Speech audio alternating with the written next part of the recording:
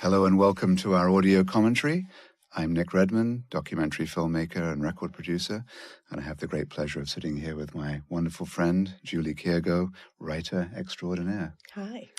Welcome, Julie. First of all, I think we ought to offer a little sort of a pre-apology to our listeners, because I know that we're both somewhat suffering from the holiday ills. So there may be some wheezing, some snuffling, some coughing, some sneezing. Yes, be glad this is audio, not video.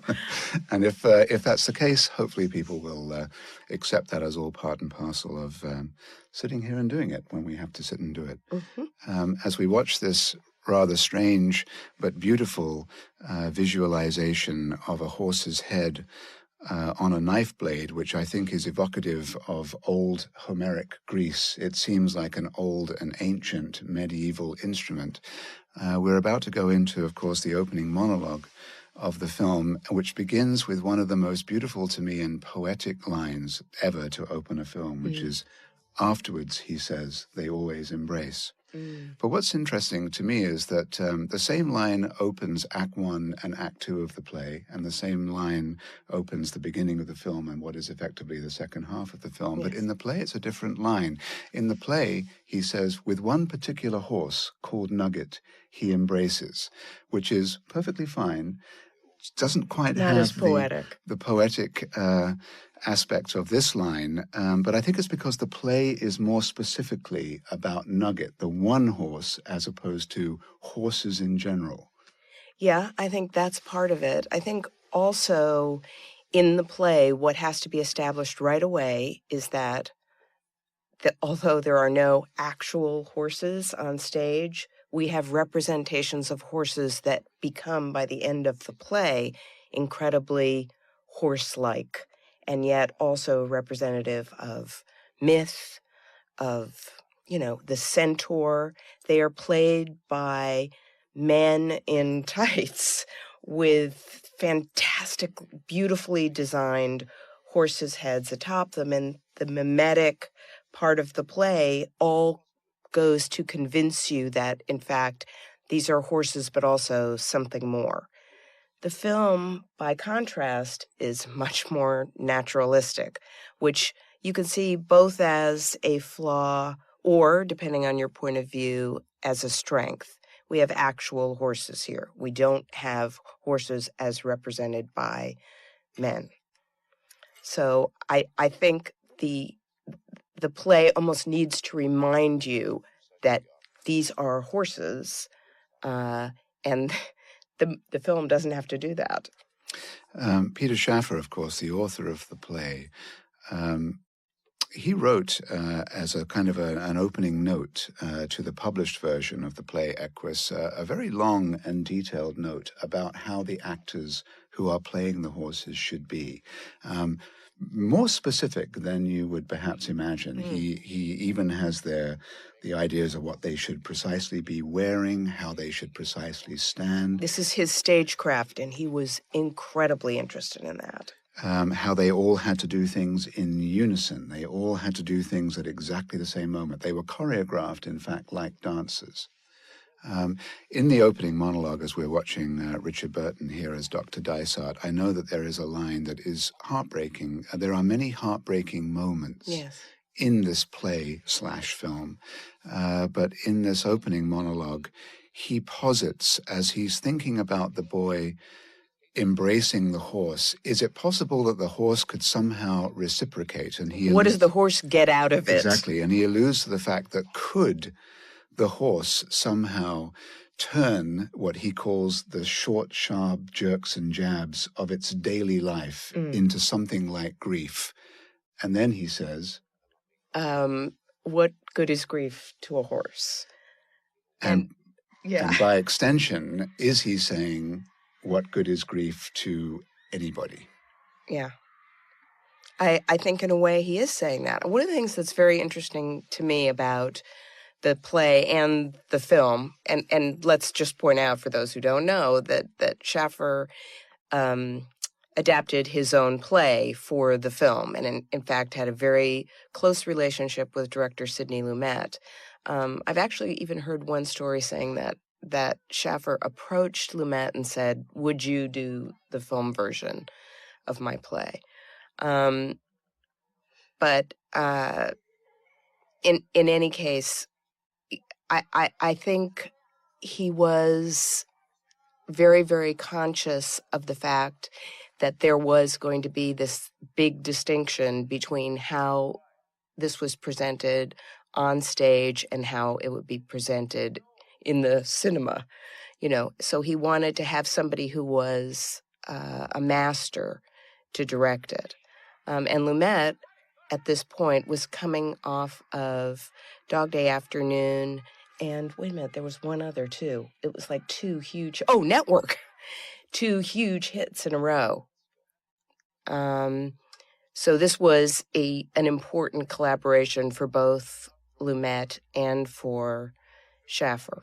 And Sidney Lumet also had his own history in the theatre, and I think was chosen perhaps specifically because he had, obviously with plays like 12 Angry Men, he was used to translating what is on the stage to the screen. This would have been probably the most difficult, or in a sense, the most unusual transition from stage to film, because of the way, for anyone listening who hasn't seen the play takes place almost in pools of light on a bare stage with just the horses played by actors surrounding the people, who all sit in chairs and then stand in a pool of light to basically say their lines. I suppose it was possible that you could have done that for the film, but I would imagine that people would have been very, very afraid that would have been a very uncommercial presentation. Well, it would have looked like, just a filmed play, which is legitimate in a way. But here's the rub. When you take a play like Equus and you put it into the natural world, something can be gained, but there are also things that are going to be lost. And we're going to talk about that as we proceed. I think first, though, let's talk about Peter Shaffer, who I'm going to say is one of my absolute favorite playwrights. Yeah. Peter Shaffer, born in Liverpool, 1926, to a Jewish family, the twin brother of Anthony Shaffer, also famous for writing plays such as Sleuth and Murderer. Peter Shaffer had such an interesting, I think, childhood and young adolescence. He is what's called a Bevan boy. And for those people who don't know what a Bevan boy is, this is an interesting story. Ernest Bevin, who during World War II was the Minister for Labor in the government, decided that as the coal industry was so important for Britain during the war years, that they needed to have 720,000 people manning the coal mines conscripted at all time. Exactly. So as so many young men who worked down the mines were being conscripted to go in the army, a lot of young boys of conscription age were given the choice of whether or not they went into the army and went overseas to fight, or went down the coal mines. Yeah. And Shaffer was one of many who went down the mines, and he was down for 3 years. Although, actually, what I've heard is that Anthony also was conscripted, and he went down the mines, but Peter, because he had a stomach ulcer, was actually working a desk job at the mines, but not down actually in the shafts. Now, I'm not sure. Either way, it's fairly horrendous and terribly hard work, either way you look at it. Well, Peter Shaffer was down for 3 years, and he said that it taught him how some people had to spend their lives, that this was a way that some people had to spend their whole life. He was only doing it for 3 years. But it taught him something. I mean, I think obviously the Shaffers were socially conscious people. They were very interested in the social mores of the time. A lot of Shaffer's subsequent plays feature the idea of art and passion versus the general mediocrity of life, the way that some people have to get out of their sphere of existence into another sphere of existence. Yeah, he's got this great play, Lettuce and Lovage, which was written for Maggie Smith, in which she talks about escaping the mere, as in a mere this or mere that. One of the things I love about Peter Shaffer is his titles of plays, and Lettuce and Lovage, is a fabulous title. Postscriptum to the Bevan Boy story is that some controversy erupted after the war because those people that did elect to go down the mines were not treated as contributors to the war effort and received no commendation or medals for doing it. And in fact, some of them were reviled as if they were people who had tried to get out of the fighting in some way. And it took 50 years. It wasn't until the 1990s that Queen Elizabeth recognized the contributions of the Bevan boys, and they were all given a retroactive commendation. And there were quite a number of fairly famous people who had done that, who are now captains of industry, all kinds of things. So I think it was the year 1995 that this was retroactively fixed. Then Shaffer, in the early 50s, lived in New York, where he did a number of jobs. Apparently obsessed with both America and Manhattan. And he had a series of odd jobs, yes? Yes, he did, including one in the New York Public Library. Oh, I love that. I hope it was the one with the big lions in front. But again, he described that as dreary and knew that he could not be a librarian. I think he was always jonesing to get into the theatre somehow. He returned in the mid-1950s to England, where again he had a series of, dare I say, menial jobs, clerical jobs, which of course was quite the norm for many young men in the 1950s. But it should be said that he was 30, I think, before he turned his hand to writing. And success came to him. He would probably disagree if he were here, but success came to him fairly quickly. He had written, I think, radio plays for the BBC. And he'd written some books, actually, with his brother. Which I understand were mostly detective fiction. And it's odd because I saw that one critic points out that Equus is in fact a detective story, which I suppose on one hand you can say... It is. A crime has been committed, and what they're looking for is not who done it, but why done it. Exactly. And it's a search for truth through deductive reasoning. Yes. Which, of course... Peter Shaffer, among his many plays, 5 have been made into films, which is quite a high batting average. Peter Shaffer and Larry McMurtry, not a playwright, but a novelist. They have had the most, I think. And they would be Five Finger Exercise, and then he wrote 2 one-act plays that were presented together. One was called The Private Ear and The Public Eye. Public Eye was made into a film that I think in the USA was called Follow Me, starred Topol and Mia Farrow. And then The Royal Hunt of the Sun, as well as, of course, Equus, and then later Amadeus, which is perhaps his most famous work. Yes, and we should point out that Royal Hunt of the Sun, Equus, and Amadeus were all 3 done for the National Theatre.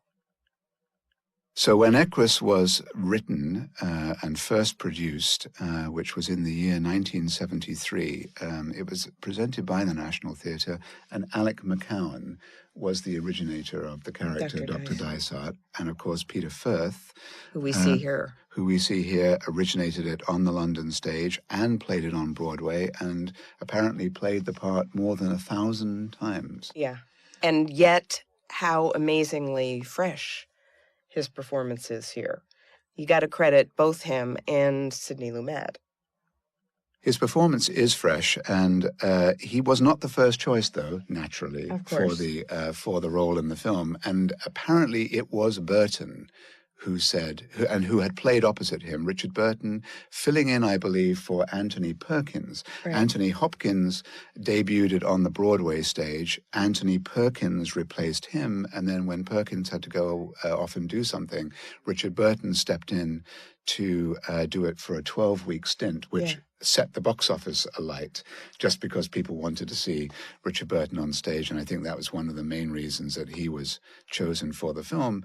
But it was Burton who apparently, I do not know who the producer's choice for the film version of Alan Strang was, but it was Burton who said, no, it really should be Peter Firth. He is the person who knows this better than anybody. He knew it better than anyone. He also, what a perfect fit just in terms of how he looks.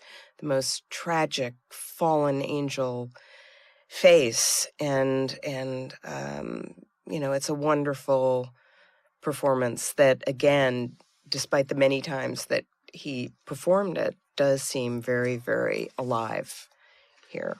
A lot of people have speculated over the years as to the genesis of this story, the narrative, and it's well-known fact, I think, that there was an actual incident where a boy blinded some horses. And so the play is born out of an actual incident, although Peter Shaffer says that he took nothing from the incident. And I'm going to actually read here a little paragraph that Shaffer wrote as part of his preface to a collected plays volume that he published, where he explains exactly how this came to his attention. And he says, the tale told to me by my friend James Mossman of the BBC was not remotely the one I told the audience. In the version which he briefly referred to, the boy was the son of very repressive and religious eccentrics. He had been seduced by a girl on the floor of the stable. He had blinded the animals in a panic to erase the memory of his sin and to prevent them from bearing witness to it before his parents. This climax, allegedly told to Mossman by a magistrate, I found absolutely impossible to write.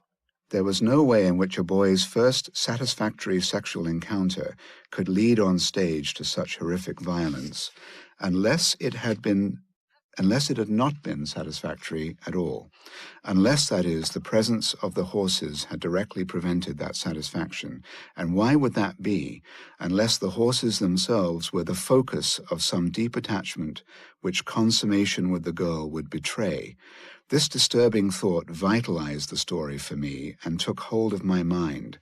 I set about writing a play of obsession, possibly unshareable in its nature by very many people, and probably shocking to them as well.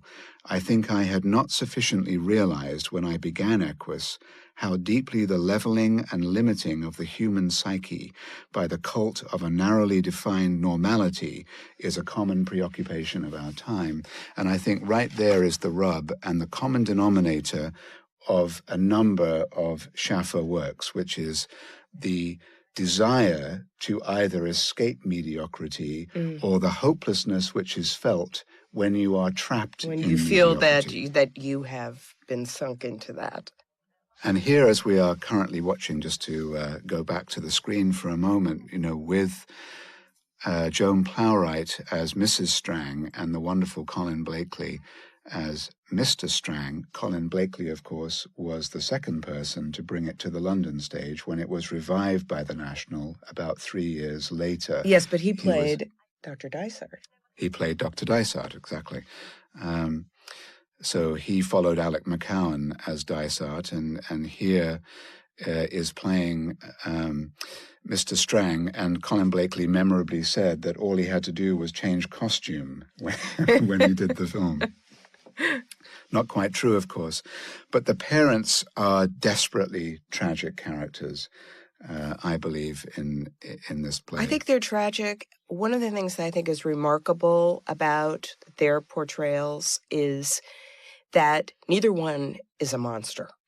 And you almost expect that that's what you're going to see, that you're going to see two parental units who have been so grotesquely hard beating their son and all this kind of stuff. That is not what we have. We have two people who are the prisoners of their own problems.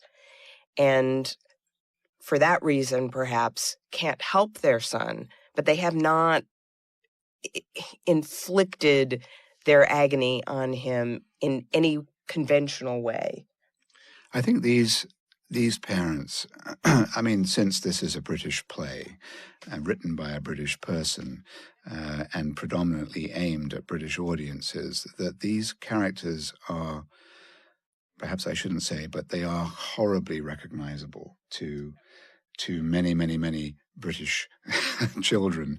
I think they're recognizable internationally as yes, well. there is a universality about it, but there is also some specifics, and this kind of feeling of not being able to discuss things, of not being able to put certain things on the table, of not being able to confront their own desires or even find a way to communicate really with each other. There is a block here. The block is that Mrs. Strang is religious. Mr. Strang doesn't really believe in the religion, and somehow he feels that religion at the bottom of everything is sort of somehow responsible for what their son does. He also thinks that religion is responsible for bad sex, which is what's tying him up in knots.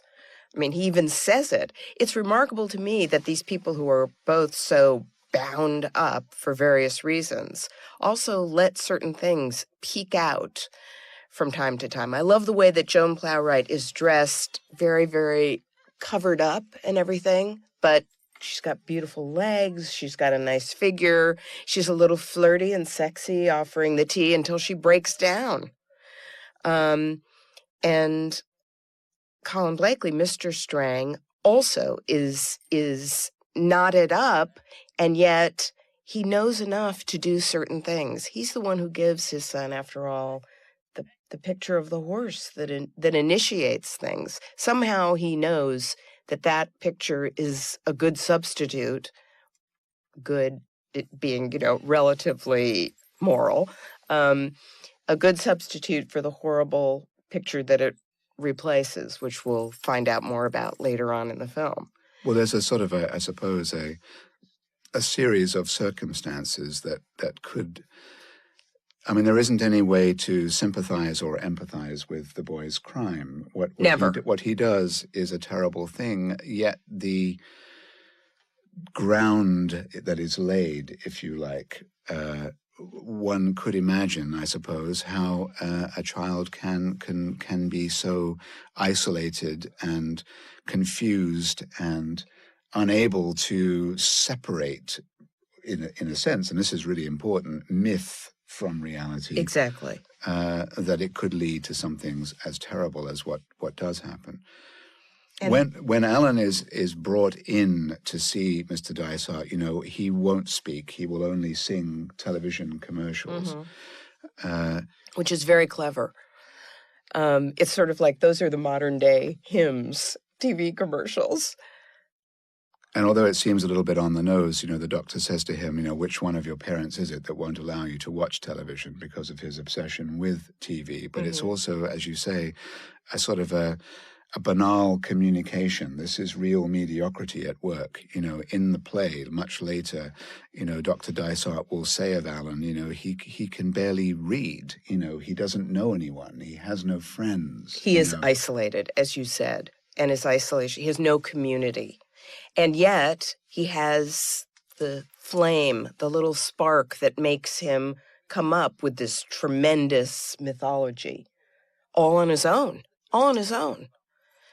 which puts him in contrast to the doctor, who, is incredibly well educated and professes to know so much about the ancient world and paganism and all this kind of stuff, and yet lives, and this is the gist for the doctor himself, he lives a very constrained, unimaginative life. A lot of people who criticized Richard Burton's performance in this movie, they think that, in a sense, he is too big. And by that, I don't mean that he's too over the top, although there are just one or two moments in the film, I think, where he doesn't need to shout the way he does. But he's too big to be a small person, in the sense that he is too large. He's too larger than life. Too colorful. Yes, to be believable, as, say, Alec McCowan, when he originated it, was perhaps the smallest of characterizations of Dysart. The smallest, the grayest. Yes, the someone who really got to the heart of timidity. At one point, Dysart talks about how timid he is, but you can't imagine ever Richard Burton being timid about something. Part of that, though, is that's Richard Burton's curse, because we know so much about his real life.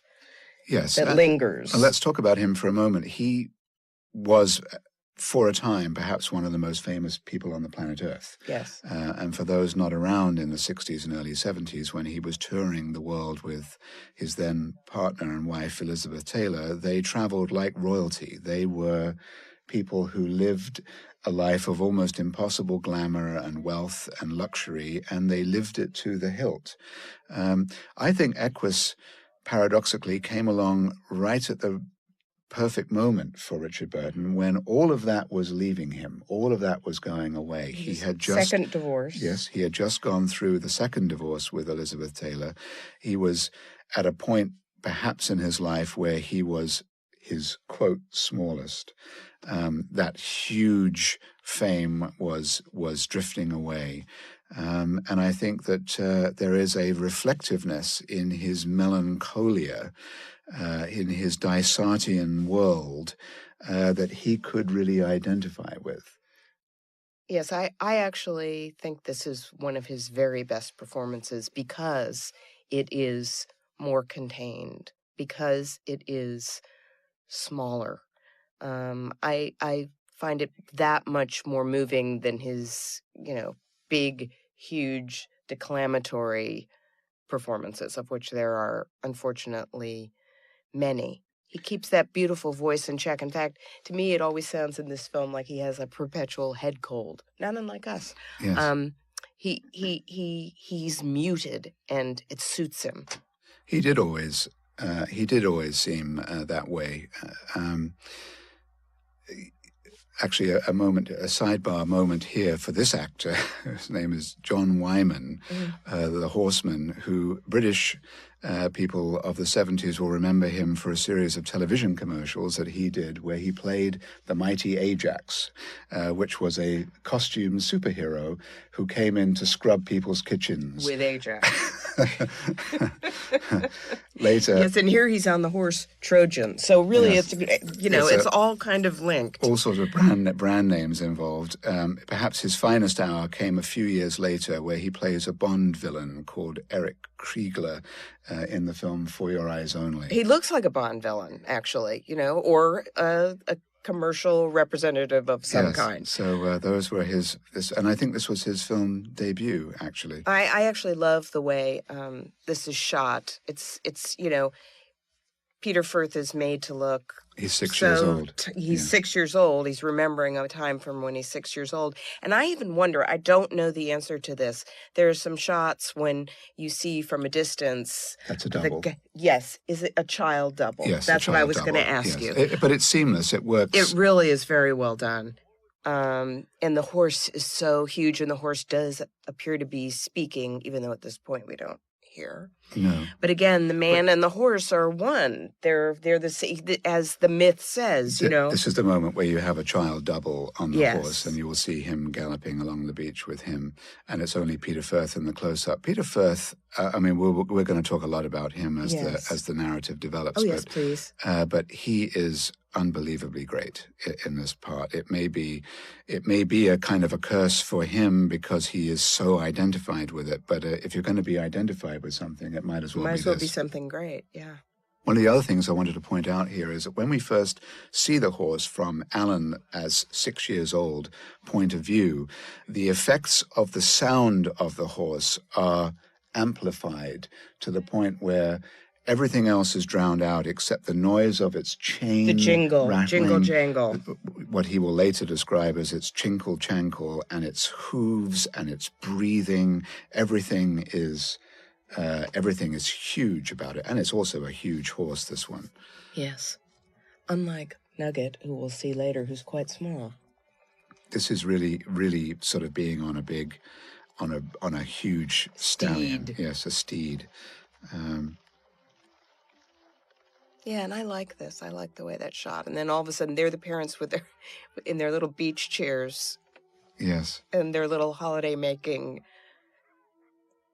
interrupted. And of course, I'm sure this was true then, and it's certainly true now that you look at this and you think, big man takes little boy on big horse, not telling parents. What are the parents so upset about? There is an element of sexual predation here. And, of course, the sexual part of the obsession with horses is something that runs through the play, sometimes overtly stated. I always think too in this sequence where they are so overly protective of the child, they don't want him, it seems, doing anything independently. They don't obviously want him to be in a situation that they perceive as dangerous, even though it's not really dangerous, I suppose. But as we know too, that in relationships, long-term relationships where sex has gone, and particularly when there's a child to focus on, the child becomes the total focus of that relationship, and that's what you see play out, I think, in that sequence, which is they're not for each other. They are only all for about the boy the child, in their own specifically harmful and ruinous ways, in a sense. Yes. They're helicopter parents before the fact. One thing I do want to mention, and maybe Richard Burton is inadvertently to blame for this, is that the film is entirely shot in Canada. Yes. In and around the area of Toronto, I believe. And I'm afraid that as a British person, there is nothing in this film that looks remotely English from first frame to last. And I think that that is a weakness in the film. But the reason, or one of the perhaps several reasons, that it was shot in Canada is because of Burton's own tax peculiar status, where he could only spend a few days here and a few days there and a blah, blah, and so for whatever reason, it's in Canada. A lot of people won't notice. I'm sure a lot of people don't care, but for me, it is detrimental. No, I have to say, it's going to sound nutty, but I look at it and the light looks North American. It doesn't look like the island light of England. And it's important. I know that may be nitpicking, but it's important for this play because one of the things that Shaffer is talking about is the local gods. He uses that phrase, the local gods, the things to worship in everyday life. And he says, and it's not just in Greece, it's here in England. And he talks about, the curve of a wall and a tree and a fish and chip shop and so forth. So the locale, the locus of the worship is very definitely England. And that's a very, very important English theme for writer after writer after writer. So to see it realized visually and have this kind of funny feeling like this isn't right. Yes, it is almost like watching it in a parallel universe because as you've just rattled off a list of things, none of which are in the film. I know that they try very hard to localize. Here's a quick moment here with Kate Reid, the lady who plays Mrs. Dysart, has nothing to do in the film. Not a word. But a few years later, she was in Atlantic City in a very nice part, and then she was in Dallas for a few years as Aunt Lil And I know Trotter. that's what's important to you. So that's a shout out there to Kate Reid of the Dallas alum. She must have been doing that as a favor. She must have. But yes, just to go back to the setting again. Yes. A lot of the Englishness has been stripped away, partly perhaps because of the expediency of having to shoot in Canada, but also maybe to make it more international in some sense. For example, one of the things lost from the play is the fact that Alan works in an electrical shop. That's his daily job. He has a menial job as a sales, as a clerk, a retail person working in an electrical shop. And so therefore the brand names of the items that he sells loom very large in his life. And in fact, in the whole sequence that we will come to where he takes the horse out and he says that the horse's enemies are the hosts of Bowler and the hosts of Jodhpur, but he also names in the play his own enemies, which are the hosts of Philco and a whole raft of British sort of based brand names of electrical goods. I hate to tell you, but Philco is an American brand name. Maybe. But for whatever reason, all of the brand names of the electrical goods are stripped away. Are very specific to the place. Yes. And his actual job and what he does, his daily life at that job is in fact lessened in the film. Yes. Which is too bad because it's what he's going back to, and we know that by the end. That he will be going back to some workaday job that has nothing to do with passion or myth or anything. Oh, There's that great, what is that, a Jericho, that painting? He is one, Alan will be a character in a Peter Shaffer play who is not able to escape. He tries to, but isn't able to escape the mediocre or the normal. But as the character of Margaret, is it Margaret Salomon? Hesther Salomon, sorry. Why did I not know? Oh, Margaret's the name of the wife. As Hesther Salomon says, yes, he is someone who has passion and imagination, but he also is in a world of pain. And this is the dichotomy that is set up. A child in pain. Don't you have to do everything in your power to help the child out of that pain?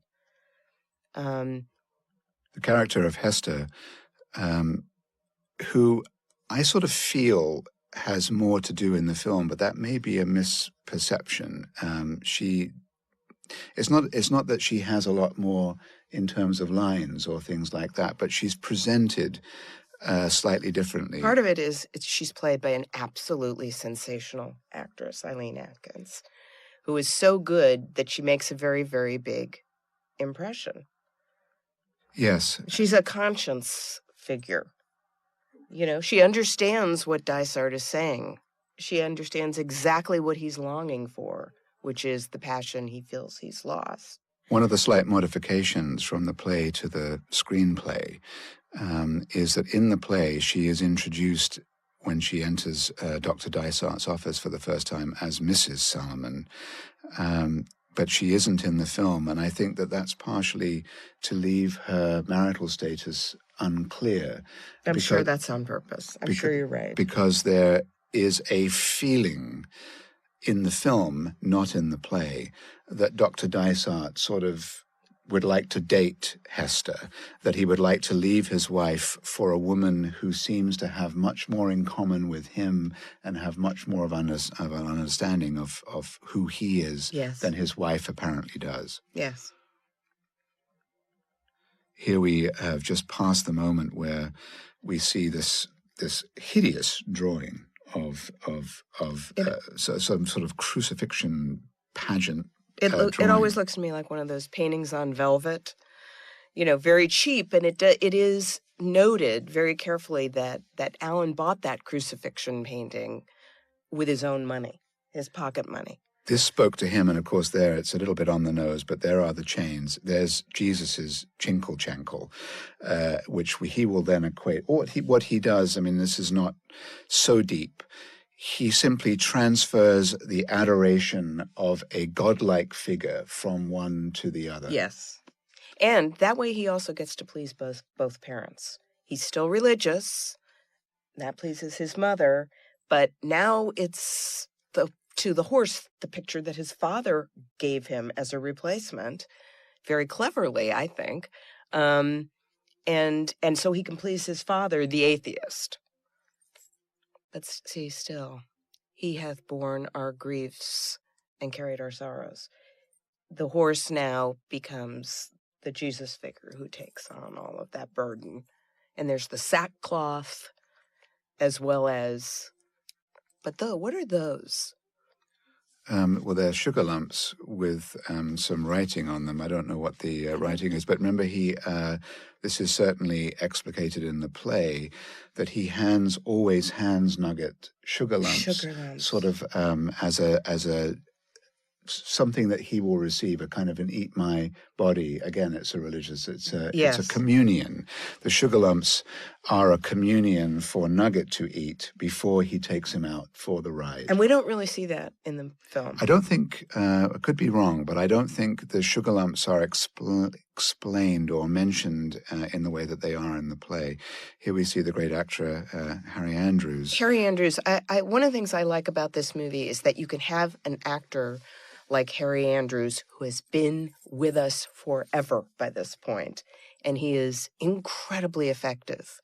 He's a nice man who's just been shaken to his foundations. It's a terrific performance in a very small role, and he's such an icon that he just fills that, from boots to cap. Yes. It is an exceptionally well-cast film, actually. That's Lumet, I would say. I mean, it's not a large number of parts, but even down to, Mrs. Dysart, who has nothing to do, they looked at this very, very carefully. And all of the actors had a lot of stage experience as well. Yes. I mean, we should mention that Joan Plowright, a wonderful actress, with a huge history of stage and films and televisions to her credit. And still alive, I believe, and still acting. Still alive and still acting, and was, of course, Mrs. Laurence Olivier for the last many decades of his life. Harry Andrews, of course, and Colin Blakely, who died very young when he was in his mid-50s, and who is a marvelous actor. I believe you think that he was the greatest Watson. I think he was the greatest Watson, I do. In the private life of Sherlock Holmes, Billy Wilder, yeah. He certainly was. And that's one of the pleasures of, the pleasure of the stage is watching people perform their craft in an immediate and visceral way that is not, and right in front of you. It's not you have to understand that there are fewer tricks. There's stagecraft, certainly, but there are not tricks the way that there can be in the movies. I mean, I am wedded to the naturalism of the movies. I like fantasy films, but one of the things I like best is the naturalism. It's so like life, but beyond, bigger. There is a sort of a detrimental effect, unfortunately, on this play. I mean, I know that you and I have talked about this a lot over the years, the idea of things that were important when you were young, things that you think are profound and brilliant when you are starting out on the road of life, somehow seem less so when you are older. You tend to think, wow, did I really fall for that? Did I really find that profound? Was that deep? And I know for me, when I was a teenager, I was reading plays like A Day in the Death of Joe Egg and The Ruling Class and Equus and Sleuth and other things of that ilk that I thought were densely packed with meaning. Yes. That somehow held the keys to, if not the universe exactly, then certainly something important. I would say my example would be The Graduate, which, hit me like a ton of bricks.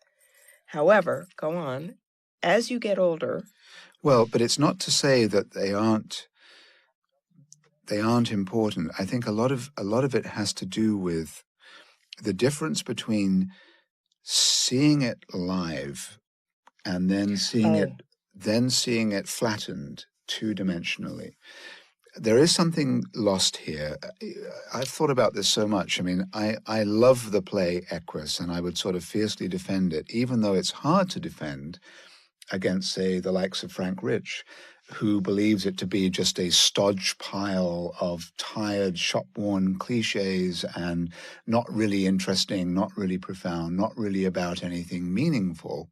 I wouldn't take... But he didn't think that about the play. He thought that about the film. He did not like the film, but I don't think he liked the play either. Really? In other words, if it's tired and shop-worn... Remember, he was a theater critic before he became a political pundit. He was like the scariest theater critic in New York. I know.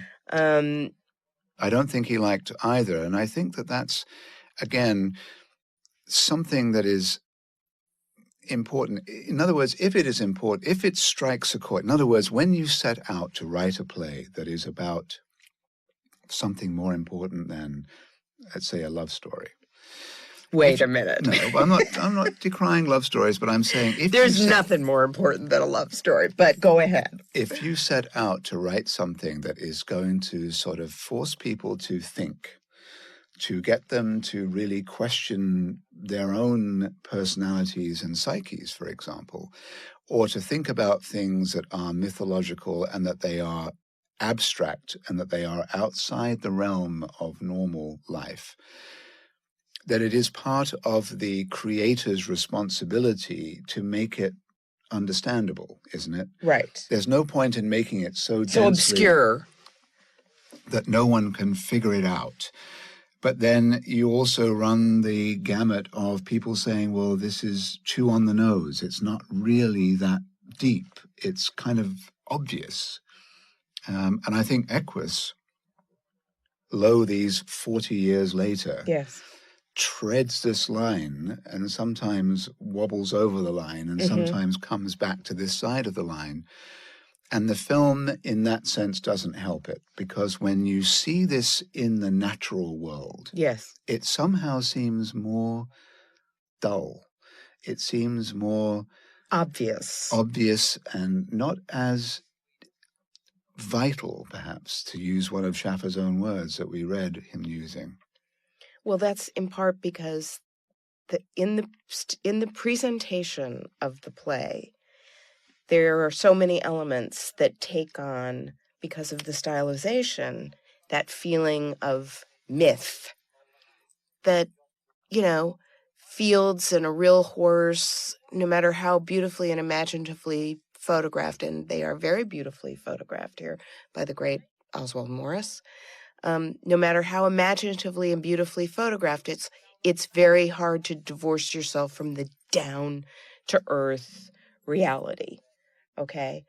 And the play is not about reality, even though it has ramifications in reality. The play is about mythos, not to get too pompous, but it is. It is. That is its subject. And about how tragic it is to lose a sense of that in modern life, which is so mundane, which is so very, very mundane. And it's about this boy who has attempted to find that. And the remarkable thing about him is that, as we've said, he finds it out of nothing. He's inspired by something in himself, really. Yes.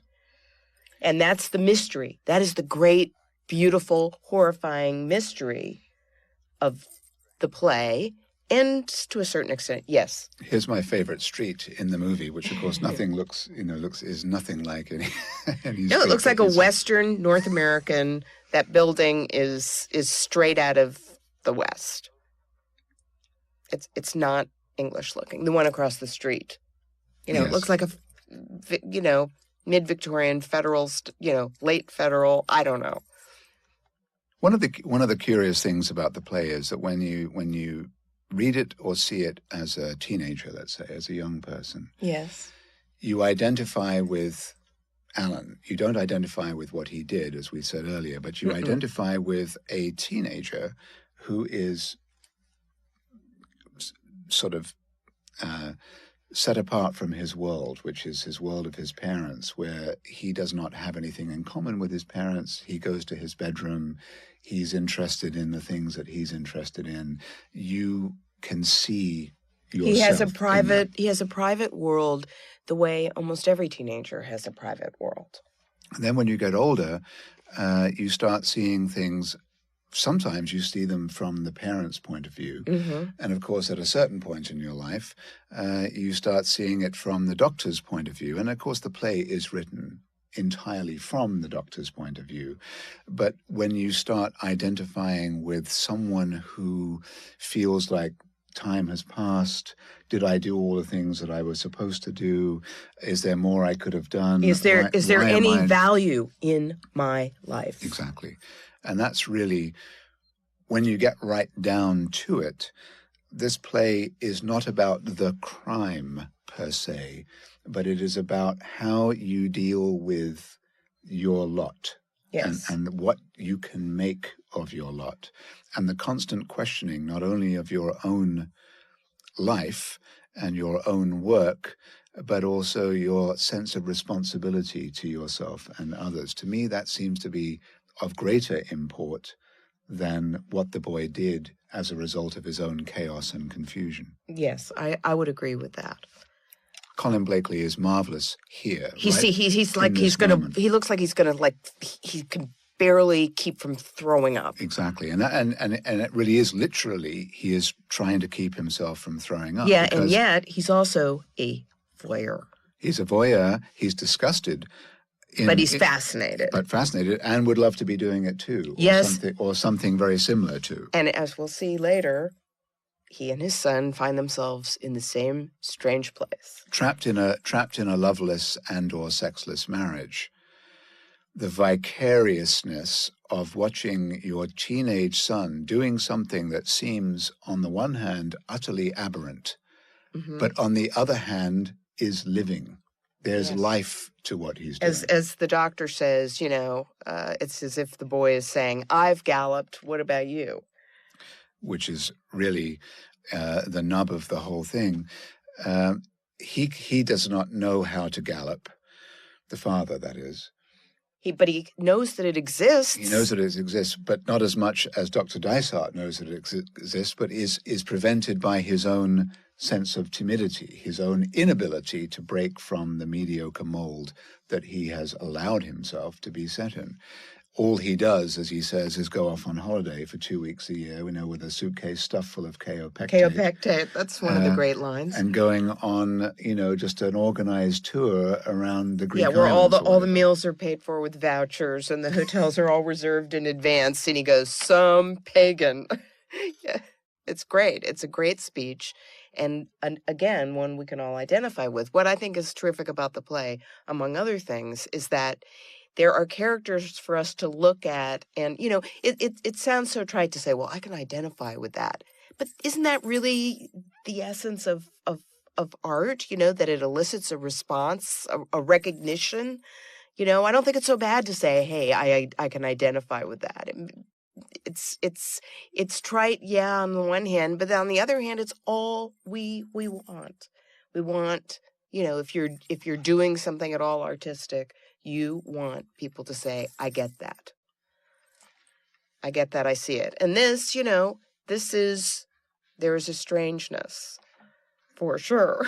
Yes, but if you think about it, what he's doing is what happens in the Bible so often, and what monks do, and what so many, let's say, extremists do. Extremists of every stripe. What do? They hurt themselves.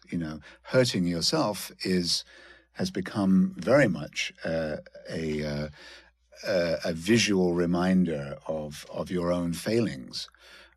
Whether it's a teenager who cuts themselves because of neurosis and anxiety, or a monk who will beats do it himself in lieu of sex, which is what that is. It's a substitute. Oh, I thought it was penitence. Well, I think it's in lieu of sex. I think everything is a substitute. And look, it's very significant that he cuts himself. He's literally got blood on his hands here. Yeah. Because he is feeling the memory to such an intense degree that he is losing himself in the memory. He's losing himself and it's at this moment that the father will make a confession to Dysart. Yes. That is, in fact, is a trigger for Dysart's investigation, if that's the right word, because he will then tell him that the boy was out with a girl, which is the first time that really Dysart knows anything about the girl. And in fact, if you flash back to an earlier part of the play where Mr. and Mrs. Strang are sitting together, Mr. Strang alludes to knowing something that the wife doesn't know, though we don't know what it is at that point. Well, I think it part of it's the girl, but basically it's this story, what he's seen. And I have to say that despite all his revulsion and fear, this is not a bad man. This is a good man. He does bring himself to tell Dr. Dysart this, in part to relieve himself, but to help his son. It is the first time that maybe it's not quite the first time. The father wants to help the boy. Yes, he does. The father is terrified and disgusted by what the boy has done, but is at least trying, now seemingly trying, even though, as we will see, that in telling the doctor that the boy was out with a girl, he's going to reveal himself, implicate himself in a perceived disgraceful situation. Yes. And here we have the marvelous and lovely Jenny Agutter appearing for the first time, who was I think at this point, every teenage boy's fantasy girl. Now, explain this to me. I know she was a child star. She was a child star. In England. Actually, so was Peter Firth, apparently. Well, Jenny Agutter was first as a small boy, saw her on TV in the TV series of the Railway Children Yes. before she was in the movie version of the Railway Children. And she was also in a marvelous TV film called The Snow Goose, based on the Paul Gallico novel. By the way, can I just point this out? In this scene, I think it's really quite wonderful. This is the first time that he really comes to the stables, and the way that it's shot, it's like you're going into a church, and then you're looking at all the accoutrements, and it, everything is gleaming and silvery, and then here are all these ribbons. It's like you're looking at the artifacts of ritual. And they really take their time with this. It's pretty great. Also, I love him in his little kind of crummy shirt and tie. I know. He's dressed up to get there. And then look, does that not look like a chapel? And the stalls look like, confessional booths. It's set up and shot and it's interesting too that this is also a slight change from the play, where in the play Jill, Jenny Agus's character, comes to his shop, presumably to buy something, and then they fall into a conversation there. Here we have it structured that he, on his own volition, goes to the stables and is hanging around in his Sunday best, as they would call it. No. When she first sees him, he's hanging around just in like his regular little shirt, and she says, "You're always hanging around here. Why don't you come and sign up for a job?" At which point he appears in his little suit. In his sort of suit. Just back to Jenny Agutter for a second. Yes. After the Railway Children movie, she, of course, was in Nick Rogue's Walkabout, which was the first time that people saw her naked. But not the last. Not the last, because she was certainly a young actress who had no inhibitions about appearing in the nude, which she did a number of times. In fact, I understand that contractually she had to have a nude scene in every film. That's a joke that, of course, has been told about her over the years. But it is certainly true that she was rather like Helen Mirren, in fact, was in her younger years, very, very similar. That she was often featured in films where nudity was required. I actually really like her in this. She's very restrained, very nice. There's nothing, like weirdly seductive about her. She's just a girl, and she's sweet to him. She is very sweet to him. He's not interested in her. Let's just point this out. He's really not. He's interested in the place and the ritual and the horses. And also there is, and I know that we'll bring this up too, that there is a homoerotic quality to this as well, which is sort of in the subtext. There's nothing overt about it. Oh, there is. You think it's overt? I'm not sure if it's overt. If you research a lot of the things that people have written and or said about the play, some people do allude to it. It doesn't seem to be overly alluded to. I don't think it is never explicit, but I think it's there. It's definitely there. Well, we'll talk about it throughout, but it begins when Alan starts making the tape recordings and says about that first ride on the beach, okay, it was sexy. That's what you want to know, isn't it? That's fairly overt. And this is I have to point out, I'm not a horse person. I love horses, but I don't know anything about them. But this horse always appears to me to be particularly sweet-natured, and gentle, and patient. I think this is all very well done, this whole sequence, because it takes its time. Yes. Allowing you to watch Alan bonding with the object of his desire, shall we say. Yeah.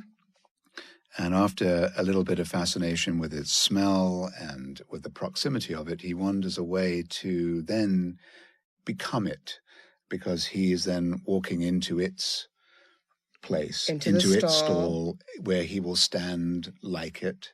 And then paw his feet. And again, the effects here, and isn't much in the way of effects, but the effects here are exaggerated. There's echoing every time he touches a door or a lock. It echoes the sound of the horses breathing and their feet moving in the straw is all magnified to the point where his senses are totally enveloped. Enveloped in their world. There's nothing that he wants more than to be in their world. And I think, again, you see, if you take the idea or the notion that any teenager or young person who is passionate about something, whatever it may be, going behind the scenes, as it were, to the place of your passion, is seeing how it works. Seeing how it works is a remarkable and romantic experience, which is what we're seeing. You and I might have felt this way in a projection booth, or on a stage. In a film studio, seeing things like that taking place. Yes, it's actually, romantic with a capital R. See, this to me is really where, again, take the crime out of the equation. Yes. And you have a parallel that almost anyone can relate to. I love this, I love this thing, whatever it is. And I would like to spend my life around this thing, whatever it is. And there's also this adolescent sort of thing that goes along with that, which is nobody understands this. Yes. Nobody understands how I feel about this. You think you're alone. I mean, I know I did as a child growing up in England, being obsessed with film. It's like I didn't know anybody that cared about, other children would go to the movies and they would, come out and would forget it, and I would want to talk about it, and they would say, there's nothing to talk about. You think that you are the only person that cares. Yes. And so... or cares in the particular way that you care. Yeah, or feels like it's something life-affirming, I happened to grow up right across the street from a cinema.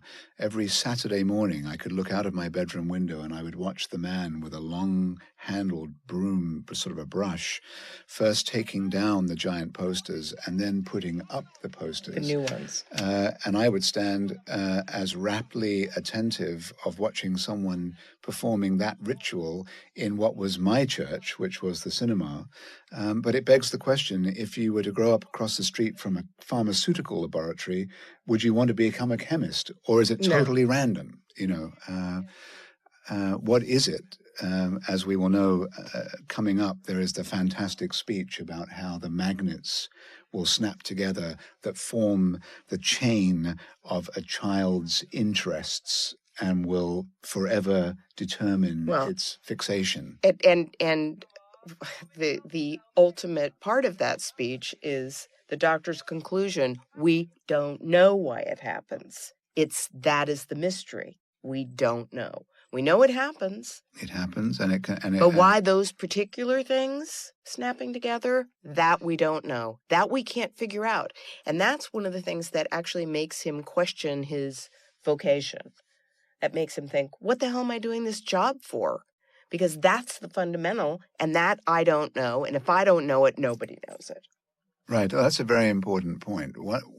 He knows, this doctor, who we will assume has been a brilliant doctor. It's absolutely asserted, not by him, by himself. He says, I have done good work, but also by, Hesther says that. The fact that he is this thoughtful and this obsessive tells you that he's someone who cares, certainly. So he's been a great doctor, and he knows he's been a great doctor. He says at one point, I have honestly assisted children. Yes. And he has. I mean, there can be no doubt about that. Yet, again, to draw a rather obvious parallel, although maybe not everybody thinks about it or gets it, is that he is striking at heads. He is striking at the heads of children. Or he's eviscerating them, go with his other. With his mental blade.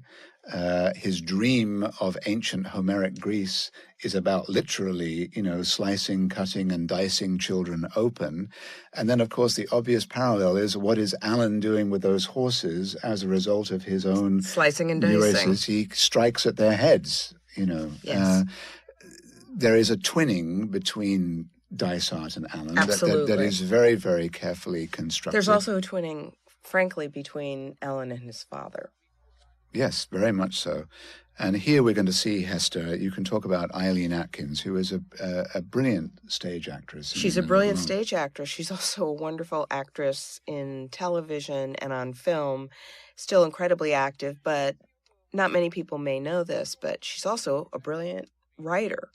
She, with Jean Marsh, created Upstairs, Downstairs. And also another show that I am partial to, but which doesn't have nearly the fame of Upstairs, Downstairs, a little show called House of Eliot.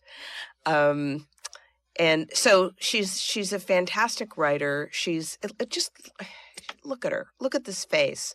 One of the most sympathetic, darling faces.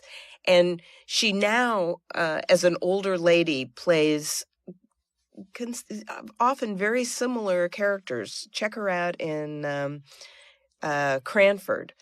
She is absolutely fantastic in that, playing a really wonderful, eccentric old lady. One of the things that I also think is significant is we'll see it, not so much in this scene, so maybe I'll hold off and mention it later. Her look is so great for this particular film, thematically for this film. She's a woman with a long face and great big eyes. Yeah, she looks a little bit like a beautiful equine creature. It's true. And I think that's, it may just be a complete accident of casting or deliberate, because obviously Burton, too, has a great big leonine head that is... And this, as we've just said, this film is all about heads. It's all about faces, and it's certainly all about eyes, which is the most important aspect of the entire thing. Yes, and also that comes up again and again in dialogue. I mean, it's the number of times people say, "Do you see? Do you see? Do you see what I'm talking about?" That is repeated and repeated and repeated. This scene contrasted with the scene in the play, where the dialogue is similar in the play. There's no question. This is not a whole new scene written. This is where he's talking about local gods. Yes, which is a wonderful speech. But I wanted just to go back to a modification that Mr. Shaffer made here, which is that he sort of makes fun of his wife because she doesn't share his passion. He says that all she ever took out of the ancient world was 4 bottles of wine that could be turned into table lamps and 2 condiment donkeys called Pepe and Sally. And Hesther says, "Now you're just being cruel." Yes. She does not say that in the play. She does not say it in the play. There is no line. He simply goes from one thought to his next thought, which is, I wish I just knew one person that I could share this whole thing with. He goes to it without a break. Now, these are minor changes, you might argue. But why make it? Yeah, but why make it? And Hesther, there is no question that she seems to me so much more important in the film than in the play. That may just be my adolescent misreading of the play.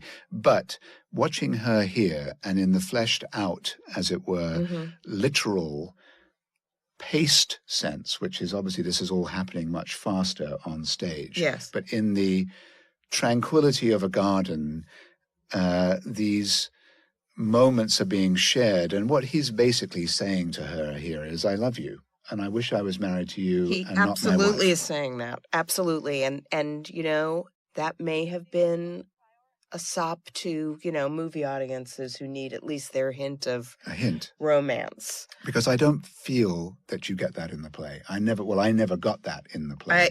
I having seen the play myself, here in Los Angeles, I barely remember the character of Hesther. She seems so vivid, and it's not just because she's so vivid here.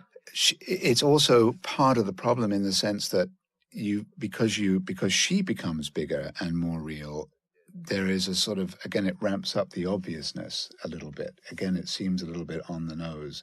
These are the sort of things that Frank Rich would have argued against, those kind of scenes where everything is too stated as opposed to alluded to. Everything is explained in a sense.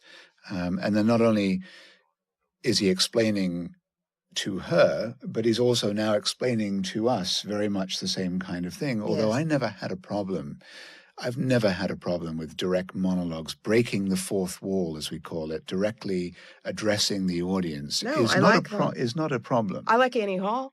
It has them. Well, yes, and it's become something that you see more often today. It's common than you saw then. But it was not unusual on the stage. In plays, quite often. No, it's in Shakespeare. Yes, exactly.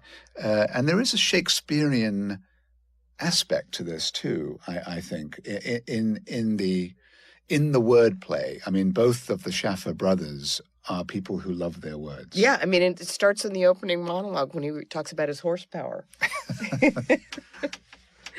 There is a gift for verbiage that those two men have, those brothers, that is quite remarkable. I mean, Sleuth, I know a lot of people don't like that play, but if there is anything it's incredibly enjoyable. It's so dazzling in terms of its twisted conundrums, and its tortured speeches are so fantastic to the ear. They're just a pleasure to listen to. And some of his monologues conjure some of that chills. You should in fact be chilled by certain things that Dr. Dysart says, even if you know them, if you know deep down what he's saying, and if you think, that's as old as a cereal packet homily or whatever, whether you know it or don't know it, when brought to you by a gifted actor who can read lines properly, these things are designed to raise the hairs on the nape of your neck or to break your heart, which this play does. And there is no question that this play is moving. And not just at the end. At various times, you become suffused with melancholia, I think, in this play. There is something so ineffably sad about it. And again, I do feel, because we can look back to the first time that we saw the play, which, for both of us, I guess, was in the 70s, and then possibly remember seeing the movie again in the 70s. It is interesting to see where your heart flies in terms of the characters, and that can change over time. Yes. That where initially we might have been having that feeling for Alan, now we might have more feeling for Dysart, because he is more the person that we can lean to. That is a strength, I think, in this work. And it's one of the things, again, I think it's worth repeating that one of the reasons why Richard Burton is actually pretty damn good in this is because I think he can identify with those failings. It's a bit to me, it's equivalent to William Holden playing Pike Bishop in The Wild Bunch. Yes. He understands, because of Holden's own problems that he was experiencing in his life at the time and recent tragedies that had befallen him. He knew the melancholy of that character and why it was important to do something at that stage of your life. And I really feel here, as we said earlier, that Richard Burton's hugely luxurious and glamorous life was kind of at an end. And he was now going to go into his older years. He was only 51 at this time, and he didn't have that much longer to live. He lived only 7 more years after this film came out. Yes, but I'm sure that particularly with everybody screaming this at him, critics would do this and essayists would do this. God knows what his friends were saying to him. But, the lost promise of Richard Burton, that must have been set in permanent type somewhere. Well, people are cruel about him. They say that he was the are. greatest actor to ever appear in just a load of rubbish. I mean, everyone says, almost every film this guy was in was terrible. Well, think about that movie he made in between appearing in Equus on Broadway and making the film of Equus. What was he in? The Heretic. Well, that's a good cue to bring up Elliot Kastner, the producer of his film, who you and I are both fond of in our own ways. And I have a personal slight connection to him, which I'll also briefly mention. But Elliot Kastner was one of those brilliant American producers who from the late 60s and all through the 70s was based in England. And he was one of the early examples of a packager. He was a guy who knew that what you needed was a piece of paper with an idea on it and get someone like Richard Burton or Marlon Brando to agree to be in it. And you would then raise the money based on this notion. That was a bit revolutionary then. It's now much more common today. But then it was an odd way, a seemingly odd way to go about things. So Elliot Kastner, I think, had doubts about whether Richard Burton should be, which is odd given that Elliot Kastner had produced Where Eagles Dare, and he had produced Villain, which is a British crime film that features Richard Burton as a homosexual crime boss named Vic Dakin. And he would work with him again after this film in a movie called The Medusa Touch, which is a lot more over the top than this is. But apparently Kastner had doubts that Richard Burton, because of his quote-unquote problems with drinking and his general behavioral problems at this time, would be enough to capsize this project. And he thought twice about whether or not he would cast having the risk of putting him in the film and maybe misbehaving, and then the fact that he was not a commercial actor in the sense that he had no hits to his name. Apparently, and this could be just... except for the robe. The robe. This could be total folklore and mythology, but apparently Kastner had suggested to Burton that he would cast him in Equus, but only if he would accept an American commercial movie as well, that would demonstrate in some way that an American studio would cast Richard Burton in the movie. Because this was basically not exactly independent. This is a United Artists film, but I think Kastner had a lot to do. Kastner had a lot to do with raising money for movies made by United Artists, where I think Lester Persky. I think Kastner brought this almost as like a pickup to United Artists, but I don't want to get away from the point.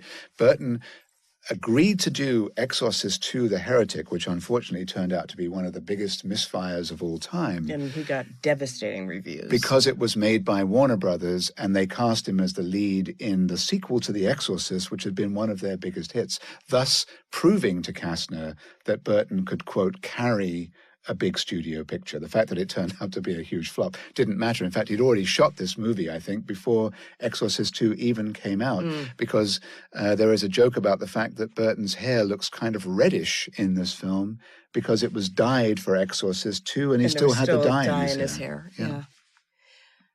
Let's also just point out, I mean, in terms of Burton's success in this, he was nominated for an Oscar. He didn't win. I think he was nominated a total of like 7 times. Yes, and he never won. And never won. If he had lived a few more years, he probably would have got the honorary Oscar from the Academy, like so many people do get. But he was nominated 7 times and never won. And this was his last nomination. Right. And just to kind of throw this in, Peter Firth also was nominated, and so was Peter Shaffer for the screenplay. Yes. And at this point, too, I want to mention Richard Rodney Bennett, who I believe should also have won an Oscar for this, because this is one of his greatest scores. And this scene coming up here, the cue here is out of this world, where we see the boy preparing for the riding ritual. Richard Rodney Bennett was a child prodigy. He was actually composing music for documentaries when he was 17 and continued throughout his life to be just one of the all-time greats. But I think that he was someone whose musical interests was well beyond just writing music for film. He also arranged. He was a concert composer. He was a concert as well. composer. He also loved working with jazz singers, people like Marion Montgomery, for example. So a lot of films that he probably didn't compose the music for were because he was, Otherwise occupied. But there is no question that, he's not as well known to the average moviegoer in the way that, say, a Jerry Goldsmith or a John Williams is. But this man was every bit their equal in his ability. Everything from Billion Dollar Brain to Enchanted April. To Enchanted April, which is a beautiful score. It is a gorgeous score. I enjoyed many phone conversations with Richard Rodney Bennett. I never met him in person, but a bit like many of the people who talked to Stanley Kubrick on the phone but never met him in person. I enjoyed many conversations with him, and he was a marvelous man, full of wonderful stories, and was incredibly supportive. We had put out his music on CDs to a number of his works over the years, and he was always enormously supportive of those efforts. And this is a beautiful cue right here. It's a beautiful cue, and frankly, that is a beautiful shot, and at the time, quite shocking. Full frontal male nudity. And this was probably at this point not much of a much for Peter Firth, who, as we've said, had made thousands of appearances on stage in front of living, breathing people. And so I'm sure he was quite comfortable, but others were not. Others found reason to complain about this. One very stodgy review I read of the film complained about the camera lingering over his body, which I don't think it does. No, I don't find anything gratuitous about this, and anyone that thinks that they're just being prurient in the way that they're responding. Mr. Strang, and I do mean responding. Mr. Strang, if you're having feelings like Mr. Strang at this point, then this movie is not for you. By the way, just because we have talked about this, and because it's just it's impossible not to talk about it. If you're looking again for overt demonstrations of this being a sexual substitute or a, anything like that. The stick that he just put in his mouth, he refers to as the man bit. Yes.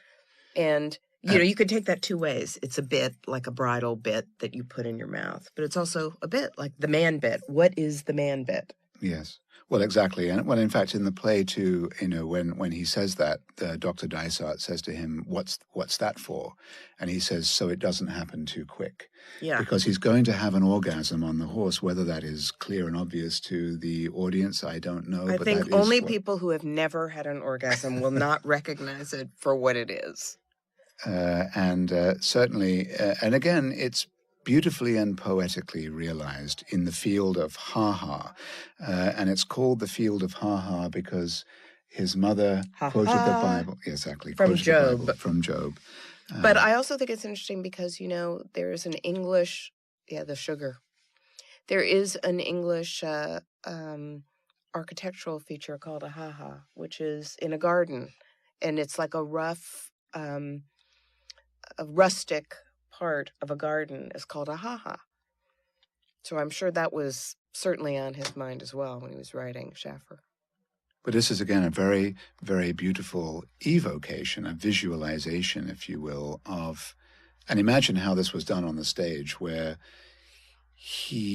Alan, in a sense, rides the actor playing Nugget. And Peter Shaffer, I know, has singled out actors who have played Nugget on the stage, as if Nugget is one of the greatest characters, which of course he is. And to be able to be Nugget and to completely suspend the audience's disbelief that this is not a man dressed as a horse, but is actually a beautiful horse called Nugget. When you see the play done like that, it is remarkable how that works. It's also remarkable thematically, because one of the things actually that he says, that Alan says in the course of his ecstasy here, and it is nothing short of ecstasy, is two becoming one. Two becoming one. It's a description of the sexual act. It's an idealized description of the sexual act, but it's also a description of, what is a centaur? It is a man and a horse becoming one creature. And realized on stage with two men playing that, it's again, possibly homoerotic, but it's also, a very beautiful realization, just from a strictly visual point of view of that idea. And again, here, one of the reasons I think this is so successful is because this is one of the most stylized of all the scenes. It's divorced from reality. You get the sense of light and mist and fog. It's not just a field, an English field, or in this case, Canadian field anymore. It is something that goes into the realm of fantasy and is really, really beautiful. And fantastical and out of this world and unmundane, which is exactly why Dr. Dysart is so taken by it. He's taken away. He's borne away. Yes. This is this is one of the moments where the film really works. Because again, it's away from reality, from the naturalistic. Yeah. And I think that was certainly one of Peter Shaffer's preoccupations, the idea of being borne away. You can be borne away in your mind, and you can be literally borne away. And I think one of the reasons why he had said earlier in the paragraph that we read that it was important that the horses be responsible for all this, in a sense, that they be the focus point of it, because they are what saves the boy from the ordinary, yes, from the normal. Well, they are the literal bearers of him. Yes. And this is where the Act 1 break was, of course, in the play, and it begins again, Act 2, with that same beautiful line, which is, afterwards, he says, they always embrace. And then Dysart will begin the second half, which is going to be much more about, how do we solve the crime? And his own growing realization that there is something horrible and terrifying about a real manifestation, because this is where he's realizing that there is a creature called Equus, the creature called Equus who lives inside every horse, who has been conjured, and that once conjured, Equus cannot really be, removed, because he's there. Whether he exists in actuality or not is irrelevant, but the fact that he has been brought to life by a dream. Imaginatively, then forever forward, Equus is going to be there. That's right. And in fact, in the closing monologue of the play, what he says is, if he goes, he will take your entrails with you. Yes. He'll eviscerate. That's one of the most, again, we'll address that when we get there, but that is unquestionably one of the most chilling lines, because, Dysart says something like, Equus will not just clop away like a nice old nag. If he leaves, he says, if he leaves, it will be with your intestines in his teeth. Yeah. In other words, the boy will literally be at that point like someone in Dysart's own dream of Homeric Greece. He will be eviscerated. That won't be a child anymore. That won't be human anymore. Won't be in any sense normal or alive. One of the other things that I always find very, very interesting about this is the fact that this was regarded by some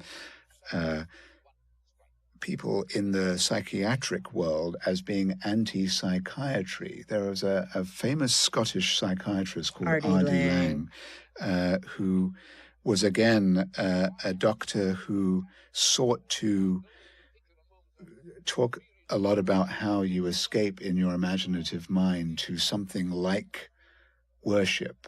Yes. Again, to get away from the dreaded word normal, the alternate dreaded God. If you like, if you take the difference between God and the devil, the opposite of Equus would be the god normal. You've got the god Equus, who represents unfettered, unlimited, creative and imaginative life. And the god normal represents the dead world, the world of people who work in electrical shops. The mere, exactly. This preoccupation, and is a fantastic one if you think about it. I mean, it's what we all worry about. We don't want to be in the mirror. And it may be banal to some, but if banal or otherwise, it's real.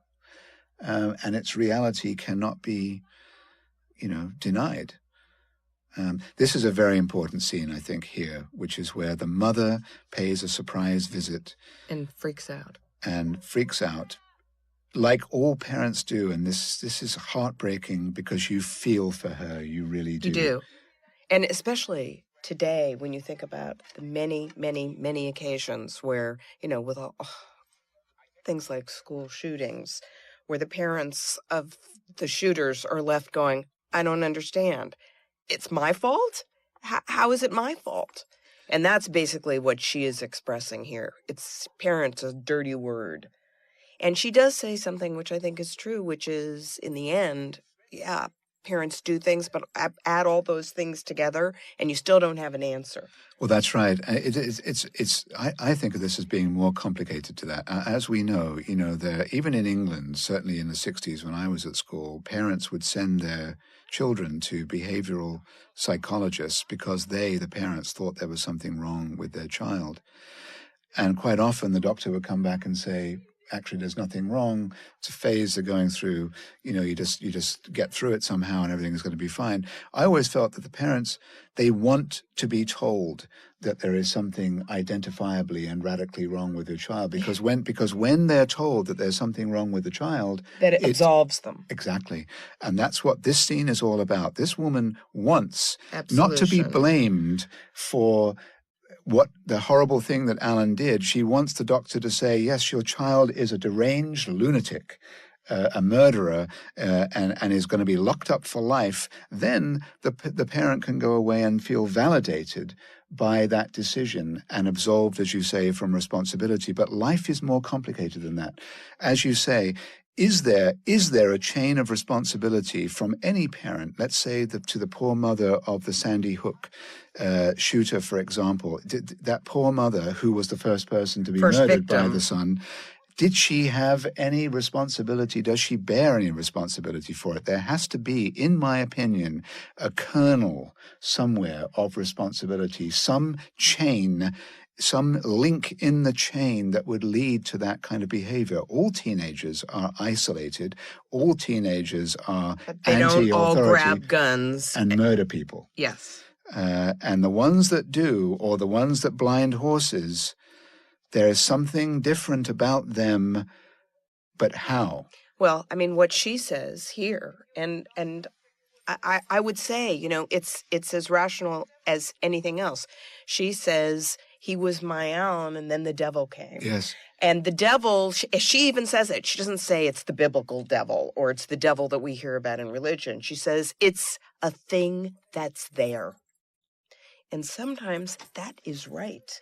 There is a thing that's there, a thing that appears. And you cannot explain it any more than you can explain why it is certain things link together like magnets.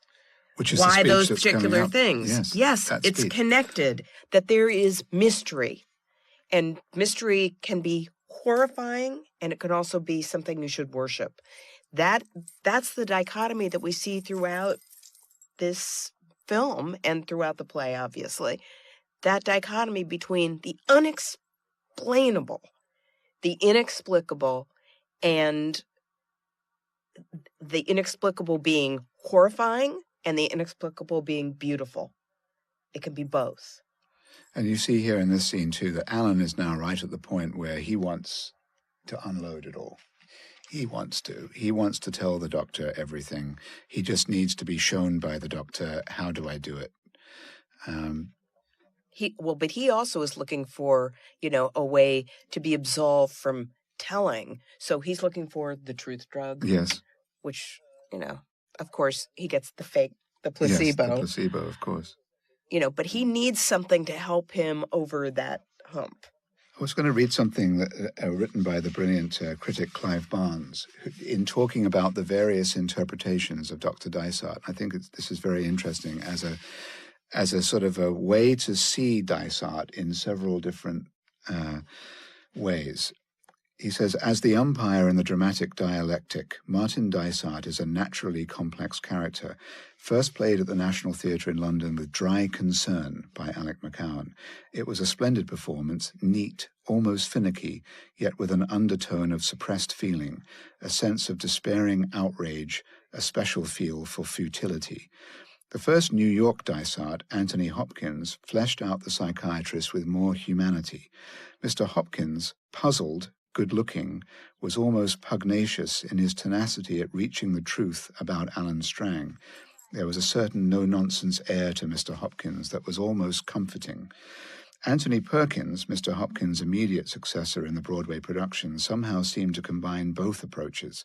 He seemed to be somewhere in between the arid, yet kindly intelligence of McCowan and the bluff eloquence of Hopkins. But the role is capable of still more interpretations, which is surely remarkable in a modern play. Currently, America has two very different Dysarts. Richard Burton, who is playing Equus on Broadway, has just picked up a Tony Award for it, and Brian Bedford, who has been playing the Dysart in Boston since 18th of November of last year. Burton's Dysart comes from the Welsh Bible Belt of chapels, choirs, and fiery eloquence. Some of my New York colleagues have acclaimed Burton's performance as the best thing he has done on the stage. His Dysart is a stirring, beautiful portrayal, full of sound and fury. Mr. Bedford accepts the playwright's description of the role as pallid and provincial, a man despairing of his own timidity. Except for a few frustrated roars of burnt-out passion, Mr. Bedford is shabby and humorous. His suit doesn't quite fit, a ballpoint pen sticks out of his jacket pocket, and all in all, he is flagrantly mediocre and corrosively funny about it. This is impeccable acting. Yeah, I mean, again, this is what I think makes for a great work of art, when there can be multiple interpretations of a character, when there are so many sides, when there are so many rich things to choose from. That's great. And that also ties in with my feeling that there are many characters that, depending on where you are in your life, you will identify with this character at one time and with that character at another time. It's universal.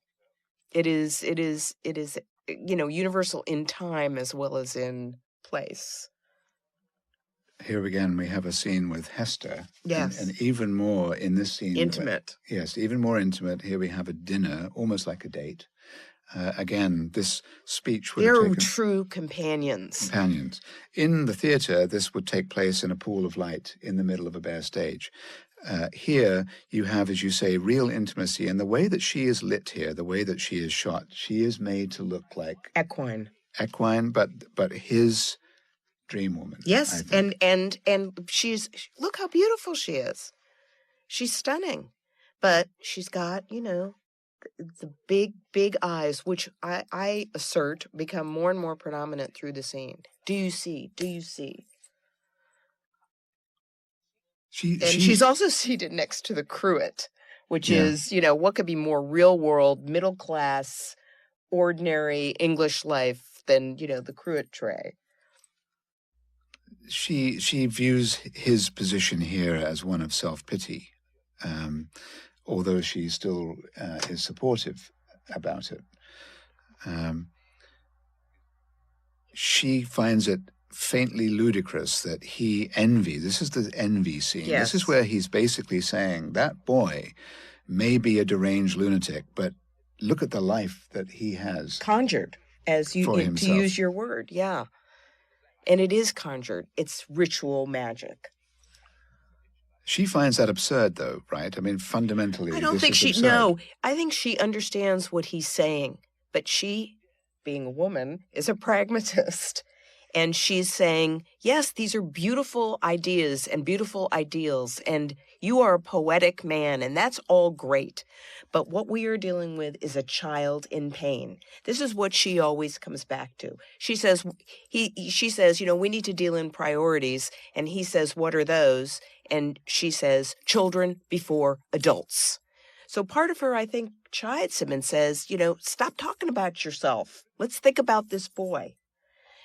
She's always going to be a willing ear for him and a shoulder for him to cry on. She totally understands what he's driving at, but her priority is getting the kid out of pain. And the kid at this point himself also wants to be out of pain. And I think what Dysart is fearing here is what he will later, say, which is that he can get the child out of pain, but in so doing, he's going to take everything with it. He's going to create a ghost. Exactly. He's going to take everything away from the boy. And it's a real fear. It's not an unfounded fear. But look, let me play the pragmatist woman here. Honestly, what do you think? What do you think? I mean, if I had a child in front of me who was in pain, I might take some of the creativity away to relieve some of the pain. I don't buy that curing this kid or, making him able to live a normal life necessarily means that you're consigning him to a lifetime without beauty or passion. I think that's an awfully black and white way to look at it. Well, this may be a leap, but I mean, I often equate this to Anthony Burgess's book A Clockwork Orange, because Anthony Burgess wrote that short novel as a direct result of his wife being the victim of a brutal crime at the hands of delinquents. And what is it about? It's about a way of cathartically working through what happened to his wife, but it also sets up the morality of choice, the morality of free will. Is it better to have someone whose will is free, but they are free to do terrible things? Or is it better to, in the case of A Clockwork Orange, create an artificial technique that will take away their ability to choose good or bad? And I think that he's thinking something along the same lines. Well, frankly, I mean, you could argue that we're talking about choosing to give someone a lobotomy, right, or not. That's exactly it. It's One Flew Over the Cuckoo's Nest. Which, and again, I think you should mention, because that's a very good point, that the 70s... Totally obsessed with this idea. Yes, and maybe it's R.D. Laing that we mentioned was a psychiatrist working predominantly, was in the 60s and 70s was when he was most talked about. And he was anti-Freudian. Anti-Freudian. You had a number of films in the 70s where the sort of social misfit... The madman, literally. Look at something like King of Hearts, or One Flew Over the Cuckoo's Nest. The mad person was the only sane person. Right. That was the idea, that there was beauty to madness, and this play fits very nicely and neatly into that genre, which was huge from the late 60s and on through the 70s. Well, it's that to me is a very adolescent idea. That's one of the reasons these things were so popular. Young people were looking at those and going, yeah, because they were coming out of a very uptight period. The period where people like Mr. and Mrs. Strang were, those were all of our parents. Yes. Yes, the people that were probably born in the 20s.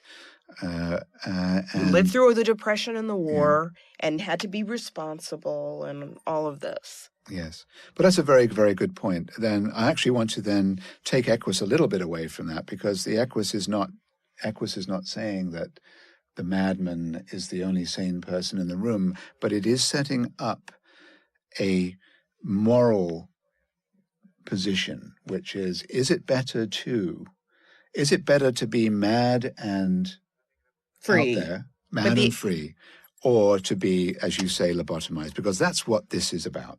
Yes. And there are parallels to One Flew Over the Cuckoo's Nest, which I hadn't really thought about before, but there definitely are. those kind of parallels. And maybe we were coming, as you say, out of a time when there was repression into a sort of a free period or a free-ish period. But then that free-ish. period Emphasis sort of on the ish. Yeah, and that period sort of like went away as quickly as anything anyway. Yeah.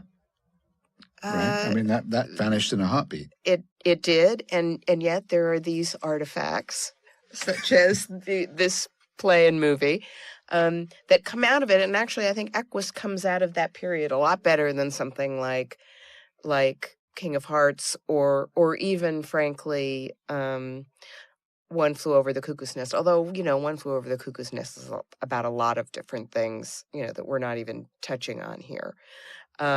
I think Equus emerges very well because, besides being, touching on the idea that the mad person is the sane one, or the mad person is the one with a spark of imagination, or whatever, it also really is talking about the pain of a life without passion. That is huge. Dysart's story is as important as Alan's story.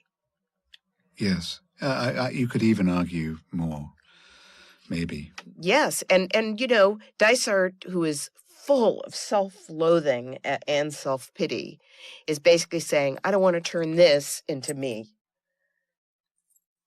But curing him of his delusions, and they are delusions, making him better, is not necessarily going to turn him into a pallid, colorless, unimaginative person for the rest of his life. That is the reductio of this that bothers me. I think there is a middle ground. And honest to God, I think that's what the Hesther character is saying too. Get him out of pain and then we'll see. Whereas the doctor is saying, is totally identifying with the boy and saying, I'm going to make him as dead as me. Well, I suppose logically the doctor knows the consequence of his own actions. And he's praying at that point to the temple of the god Normal. Because the normal... He says he's the high priest of the god Normal. Yes, exactly. So he's doing what his own religion commands him to do, which is to make this boy normal, even though we know normal... if I had £1, I will say that, even though we're sitting in the United States of America, if I had £1 for every time someone mentioned the word normal to me when I was a child, I would not be having to do any work, that's for sure. It was such a brutal and stultifying word. It was the word that every teacher used. It was everything was, as Dysart says, a sacrifice to the normal. I think that was true as well here. And if I had $1, I also would be, sitting on a beach somewhere. But what was the worst thing when I was in elementary school? What was the worst thing you could call someone? Weirdo. Because weirdo was the opposite of normalo. I think this is something that we've always had to struggle with, and it's just within the last, say, 5 or 6 decades, with the popularity of psychiatry and thinking about what the self is and all of that, for good or ill, that has become a new normal, is thinking about these issues, okay? So we are obsessed with them, and we are obsessed with individuality and the creativity of the individual and the imagination of the individual. And sometimes, the individual imagination is great, and it produces great works of art, but it sometimes also produces horrors. If you say the imagination, well, people who go out and shoot up a school full of kids have an imagination. It's the devil's imagination. This is the scene where, in a sense, Dysart is confessing to Alan that he also has secrets and things that he desires and places he'd like to go to, and that helps Alan as much as anything. And because it provokes in Alan a response that just sort of pops out, which he then says, "Oh, is that how the truth drug works?" It just pops out. I also think it's significant that Shaffer, this is just a tiny little thing that pleases me. He specifies what he's giving him as a placebo, and you know what it is? It's that all-around painkiller, aspirin. It's a painkiller. And I don't think that's an accident. No. In fact, one of the things that Shaffer had written about himself was the legitimate pain, and he said that Jung, when talking about neurosis, said, neurosis is an escape from legitimate pain. Until I read that, I hadn't quite been aware that there was such a thing as legitimate pain. I think Jung is one of the greatest minds of the 20th century. Jung is so intensely grounded in myth. Most people do not realize, and by realize I mean they do not feel intensely from day to day in any way that truly affects them, that we did not begin the world, that we are repositories, walking encyclopedias of all human experience, that we contain within us, within our heads and without our genes, the whole of human history. This sounds abstract and irrelevant to most people who just want to get on with living, but the more one comes to realize that the cells of one's brain contain endless archetypal images that stretch back beyond the Stone Age, the more one can come to an immense and important sense of who one is for himself, instead of just a little worried package of responses and reflexes, sexual drives and frustrations. Jung is the poet of psychiatry. Oh, that is fantastic. And it so fits into this. I mean, if you think about it, what is the animal that you first think of as being in cave paintings? The horse. Galloping horses. It's so primal. It's so original. It's wonderful. By the way, I think this is a very interesting scene where she says, you know, how do you feel about the horses? You know, girls think they're sexy. Girls, you know, hug them and kiss them and stroke them a lot.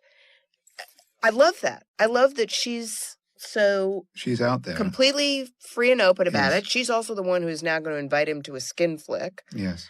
The problem is he's not interested in her. He's not interested in her. But he'll go. And she invites him, not insignificantly, here, riding on a horse. This is the closest she can get to being his ideal when she's a centauress. Yes. To go back to the Jungian thing, you know, this idea of horses as being primal and of everybody having certain images buried in their heads, that's where Alan's spark comes from. As we've said, you know, he barely reads, you know, he's not allowed to watch TV, he doesn't have any friends, he's uneducated. You know, where does he get these ideas? They're received, they're in his DNA. Yes. You know, Jung told a wonderful story about a dream that he had in which he goes into a house and he goes in and it's a modern house. And then the further he goes into the house, the decor of the rooms keeps changing until finally he goes down into the basement and there's a wall with cave paintings. So that is the human mind. The human mind has every age, you know, rooms that come from every age in history, in human history, that are there, whether we go into them or not. I mean, this evening, the dreaded evening where the act will take place, could have ended 100 different ways. Mm-hmm. Circumstantially, she takes him to the Holy of Holies. The stable. This looks like I Am Curious Yellow. Yes. I think the film is actually credited in the end credits. It's not that one, but it's something similar. Which I actually remember being taken to and laughing my head off. Also like her, not incidentally. But here's this confrontation. Yes, and there was a rash at this time of this kind of film. Svenska. Yes. Svenska Dirtska. Yeah, exactly. It's funny, and they played in mainstream. They didn't play in porno theaters. No, they were. That was the thing that was new, was that they were now for general audiences. And they weren't full pornography. They were sort of what's called soft. You know, it was just, you know, being bare-breasted and everything. Yeah, it has a funny Swede and low. Yes. Yes, but there were lots of them in the early 70s, and schoolboys went, and schoolgirls too. I mean, you went out of a prurient curiosity, of course. Yes. Fanny Hill, I remember, was one I went to see. And of course, here we witnessed the horrible thing where they're all standing waiting for a bus and unable to speak barely, especially poor Colin. Yes, poor Mr. Blakely. Mr. Strang here has to make it clear, of course, to Jill, this is for her benefit, that he would not be in the building if it weren't for his own livelihood, which is being a printer, and he was there to talk to the manager about making some posters. And now that he knows the kind of movies that they show, he's going to go to the council and raise a protest. But I think it's also for Alan's benefit. Although, strangely, not too strangely, this makes Alan really happy.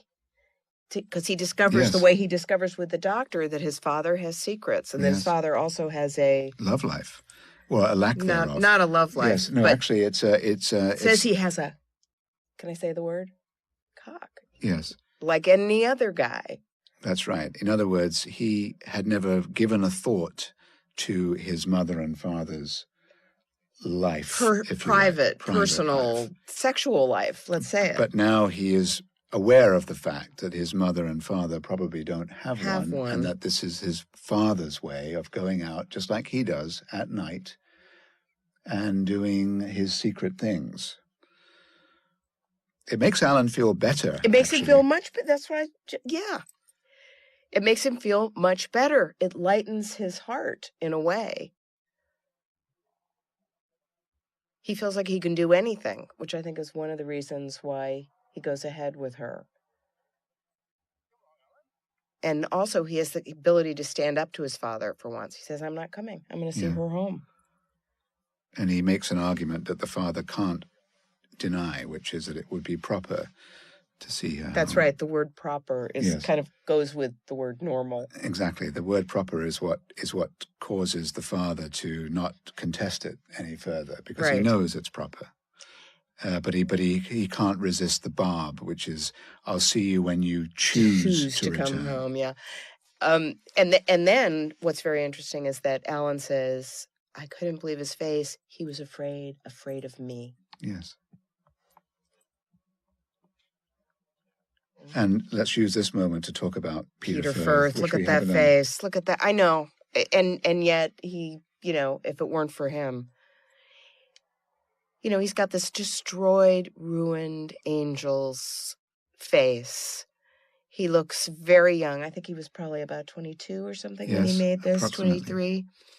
And he'd been doing it for more than 3 years at the point when they started shooting the film. He'd been doing it almost continuously on stage for 3 years. And what's interesting to me is this performance has to be very different than the stage performance. The stage performance had to be quite big, and so much of his performance here is very small little things. A lot of things where he just shakes his head or nods, where there's not a line.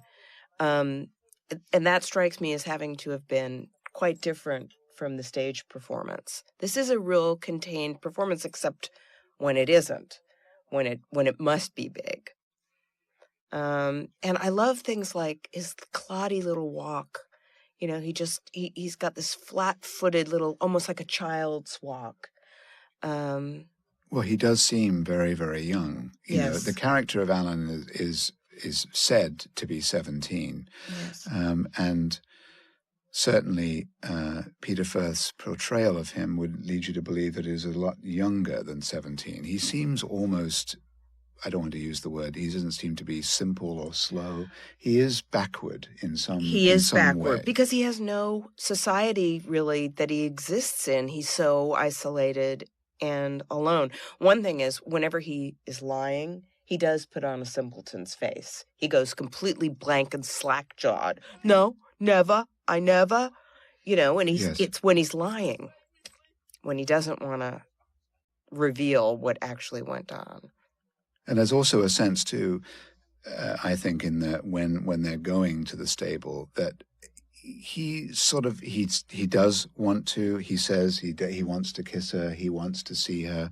That may or may not be true, but there's a real sense of being dragged to a. He's reluctant. Yes.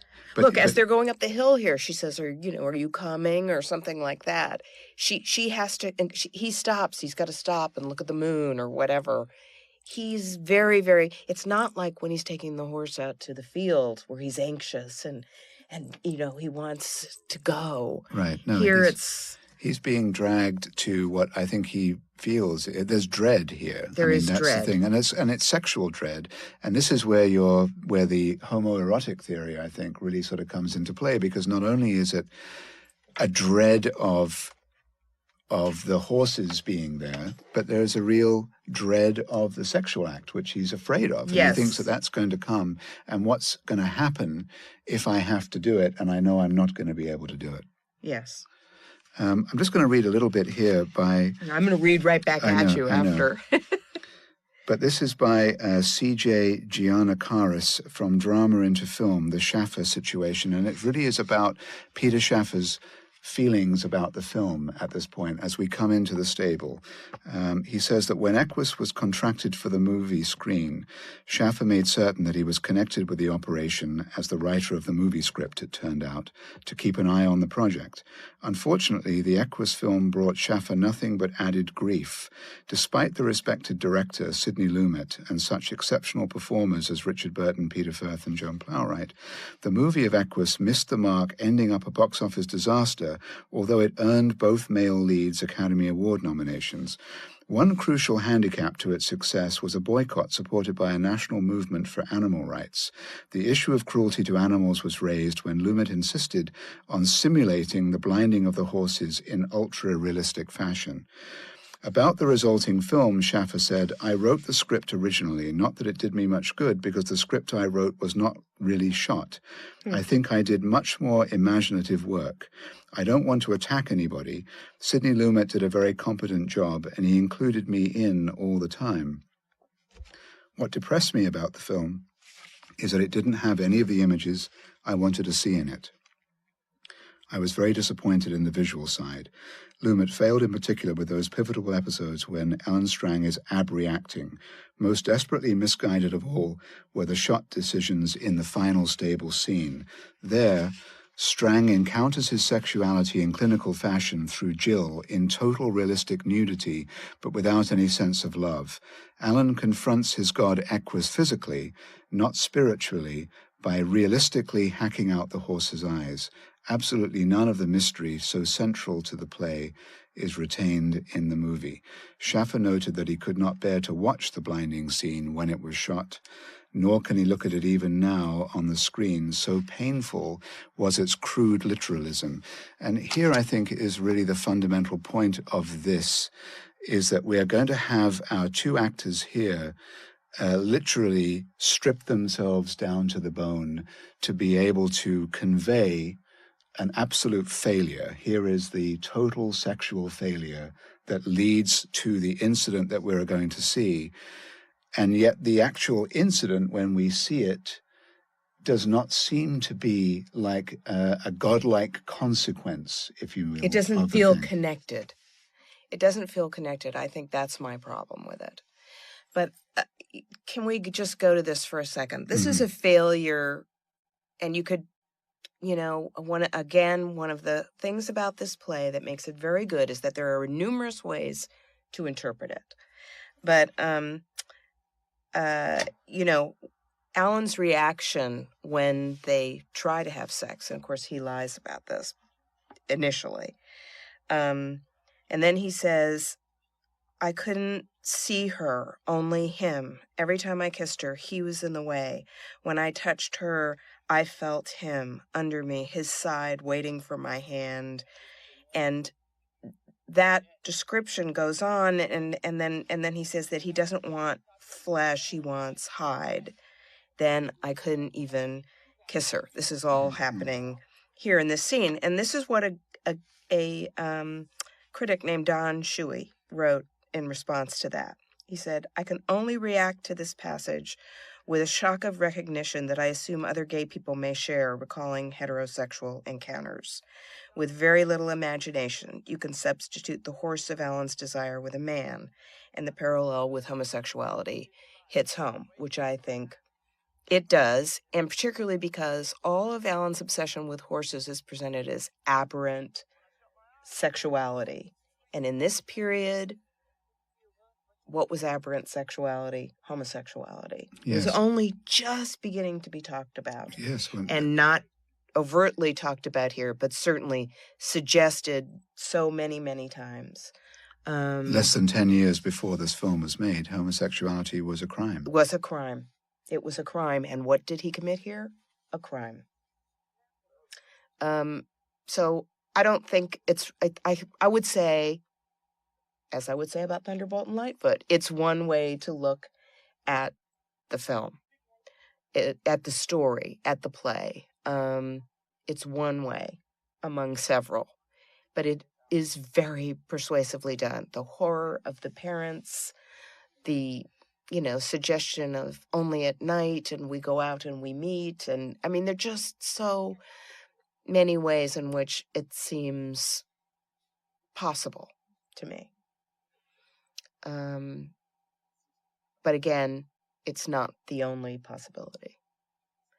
But then to go back to what you're talking about, the literalism of what is to follow this seems flat, I think.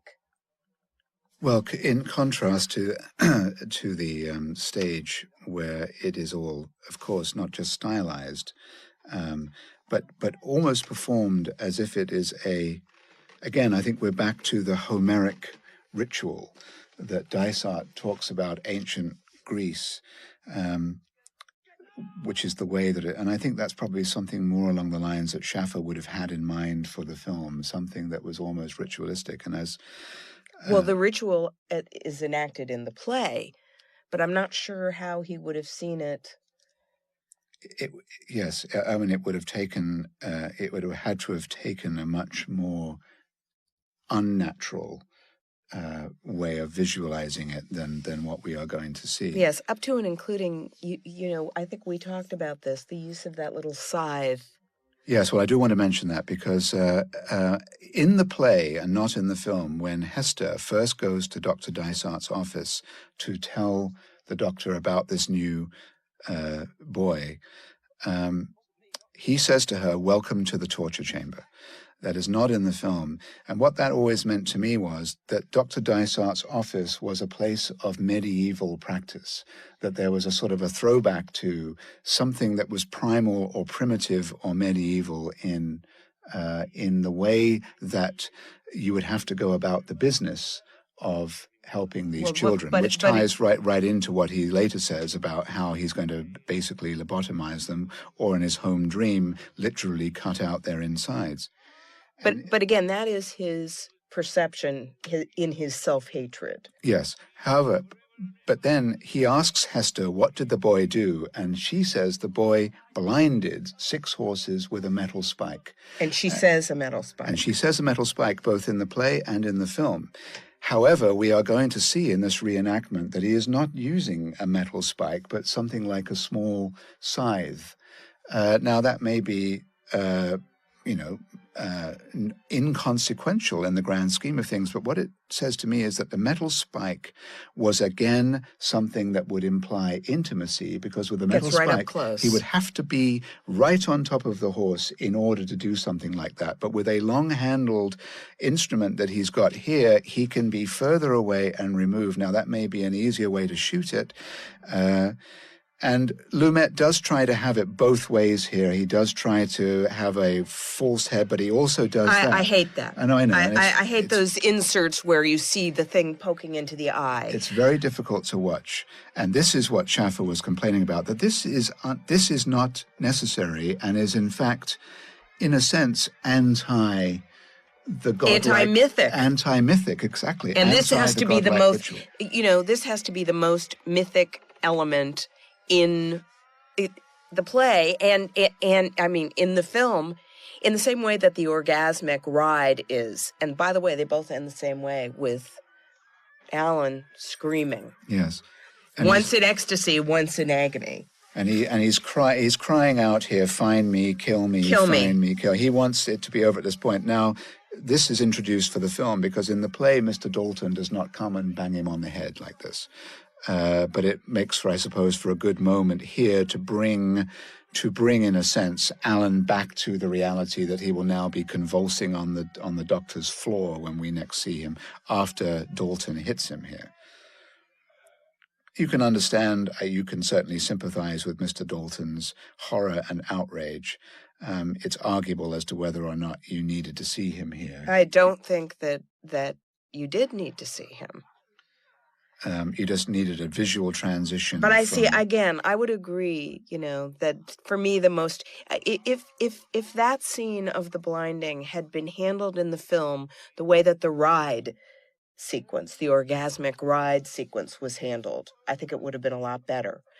As we said, one of the reasons that the ride is so successful is because it is the most kind of fantastical, the most divorced from literal reality.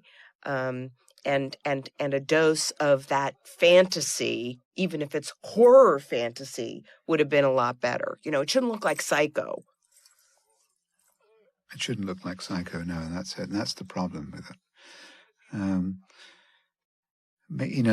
It's quite possible that in a sort of a certain commercial way of thinking, you think, if you have, because don't forget, violence, as we know, was very much in vogue in the 70s. Yeah.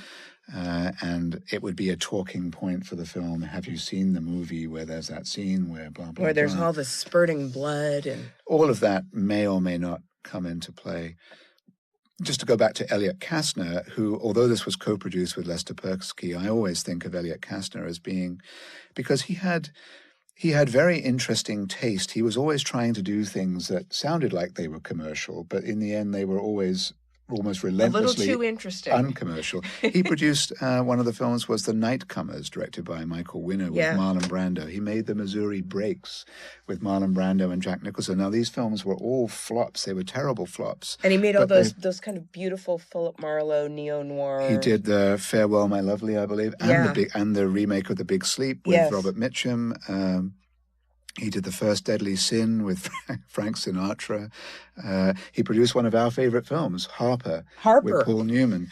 He had a very interesting, and as I say, he was eclectic taste. He was based in England, and when I was in my early 20s and sort of trying to get into the business, and at a point where Equus I thought I was the only person, that had an interest in movies. I would contact Dennis Holt, who is the associate producer of this movie, and he ran the Wincast offices, which is what they were called, which were based at Pinewood Studios. And I would go out there and I would see Dennis, and I'd say, well, if you have any jobs going, Dennis, I'd love to be like Elliot's assistant, blah, blah, blah. And he'd say, we'll always bear you in mind. But they would always treat me very nicely. I'd always be shown around the studio, and it was great just to get that was like you're going into the stable. Absolutely. That's the Holy of Holies. There I was at Pinewood. You'd go over to the 007 stage and watch them taking down a big Bond set or putting up a big Bond set. And just the idea of Kastner, who was a very interesting and strange guy. He's the stepfather, by the way, to both Cary Elwes and Cassian Elwes. Cary Elwes, who starred in The Princess Bride and Robin Hood Men in Tights, and his brother Cassian, who is a producer and a literary agent. Kastner was always there was something interesting and weird and glamorous about him. He was a bit of a germaphobe. He always was wearing gloves. He didn't want to be touched by anybody. But he made this sort of remarkable series. It all sort of came to an end at the end of the 70s. He continued producing, and in fact, he produced The Blob, the remake of The Blob, the 88 version that we will be putting soon out. to be seen on Twilight Time. Exactly. So he was a character, and he made these films that were not easily classifiable in a way. It's like, the Missouri Breaks might have looked good on paper. Marlon Brando, Jack Nicholson, Yeah, but then... directed by Arthur Penn. But then Brando got into that dress. And Brando decided he would do the part in a dress, and, and the film goes haywire. It's one of those things. But this, I think, is, this reflects the serious, I am a cultured guy side of Kastner. Yeah. I think he was a man of interesting taste. taste. That kind of producer, and Eliot sadly passed away a few years ago. They don't exist anymore. They don't make them like that characters, anymore. but these characters, people that were themselves, they had a point of view, even if it was only venal, even if it was only worshipping the god commercial, or trying to do something that would be highly successful. But I think he wanted to be successful, but I think he also really genuinely loved movies, which is not something you can necessarily say about the moguls of today. I think there wasn't really a British film industry in the 70s. It had all gone phut. There was films like Confessions of a Window Cleaner, and that was as a result of the Americans pulling out because of tax changes in the government tax changes in the law. But Kastner, who was American, worked in England, and he tried to make international films. There was a sort of let's make films for the world, broadening the scope, and I think that's always to be applauded. Yeah, he was kind of the last in the sort of Sam Spiegel tradition. Yeah. And that, let's just bring it back to this. Look at that. That's beautiful. That beautiful, beautiful shot. That's the head that's now going to obsess him. Yes. For forever. And that we end with him, I think, is really, really significant. It's very important, and shot in this sort of half light. He's almost like a horse's head himself. Yes. He spent his whole life striking at children's heads. He's just, quote, cured a boy who was struck at the heads of horses. And now the god Equus will always be with him, no matter where he goes, no matter what he does, no matter whether he will be haunted. He will not be able to ever be without Equus. And his final line is, now there is a chain in my mouth, and it never comes out. And yet the conundrum is, can you look at him and say that what he did for the boy was wrong? You can't say that what he did for the boy was wrong. And yet it feels wrong. But you can't. It's like anything where there is a consequence to. You're doing a good deed for someone, but something has been changed. They've lost as a result. If something is taken away, if more than is taken away than is left, is that a good or a bad thing? Again, it's essentially what Anthony Burgess was trying to get at as a catharsis over acts of terrible, random brutality. As the boy's act is one of random brutality. With his own imaginative explanation, of course. I love the fact here in the credits that it says based upon the stage play by Peter Shaffer, and in the opening credits it says screenplay by Peter Shaffer. It was two separate things for this man. Yes, he wanted it to be very clear that one was different to the other, as opposed to a normal credit being screenplay by Peter Shaffer based on his original play. Yes. There's good old Dennis Holt, who was so kind to me when I was looking for employment in London when he was running Eliot Kastner's office.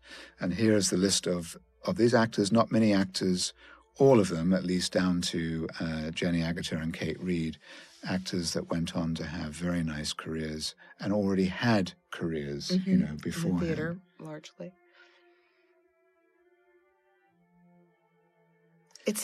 Here's what I find so amazing about Equus.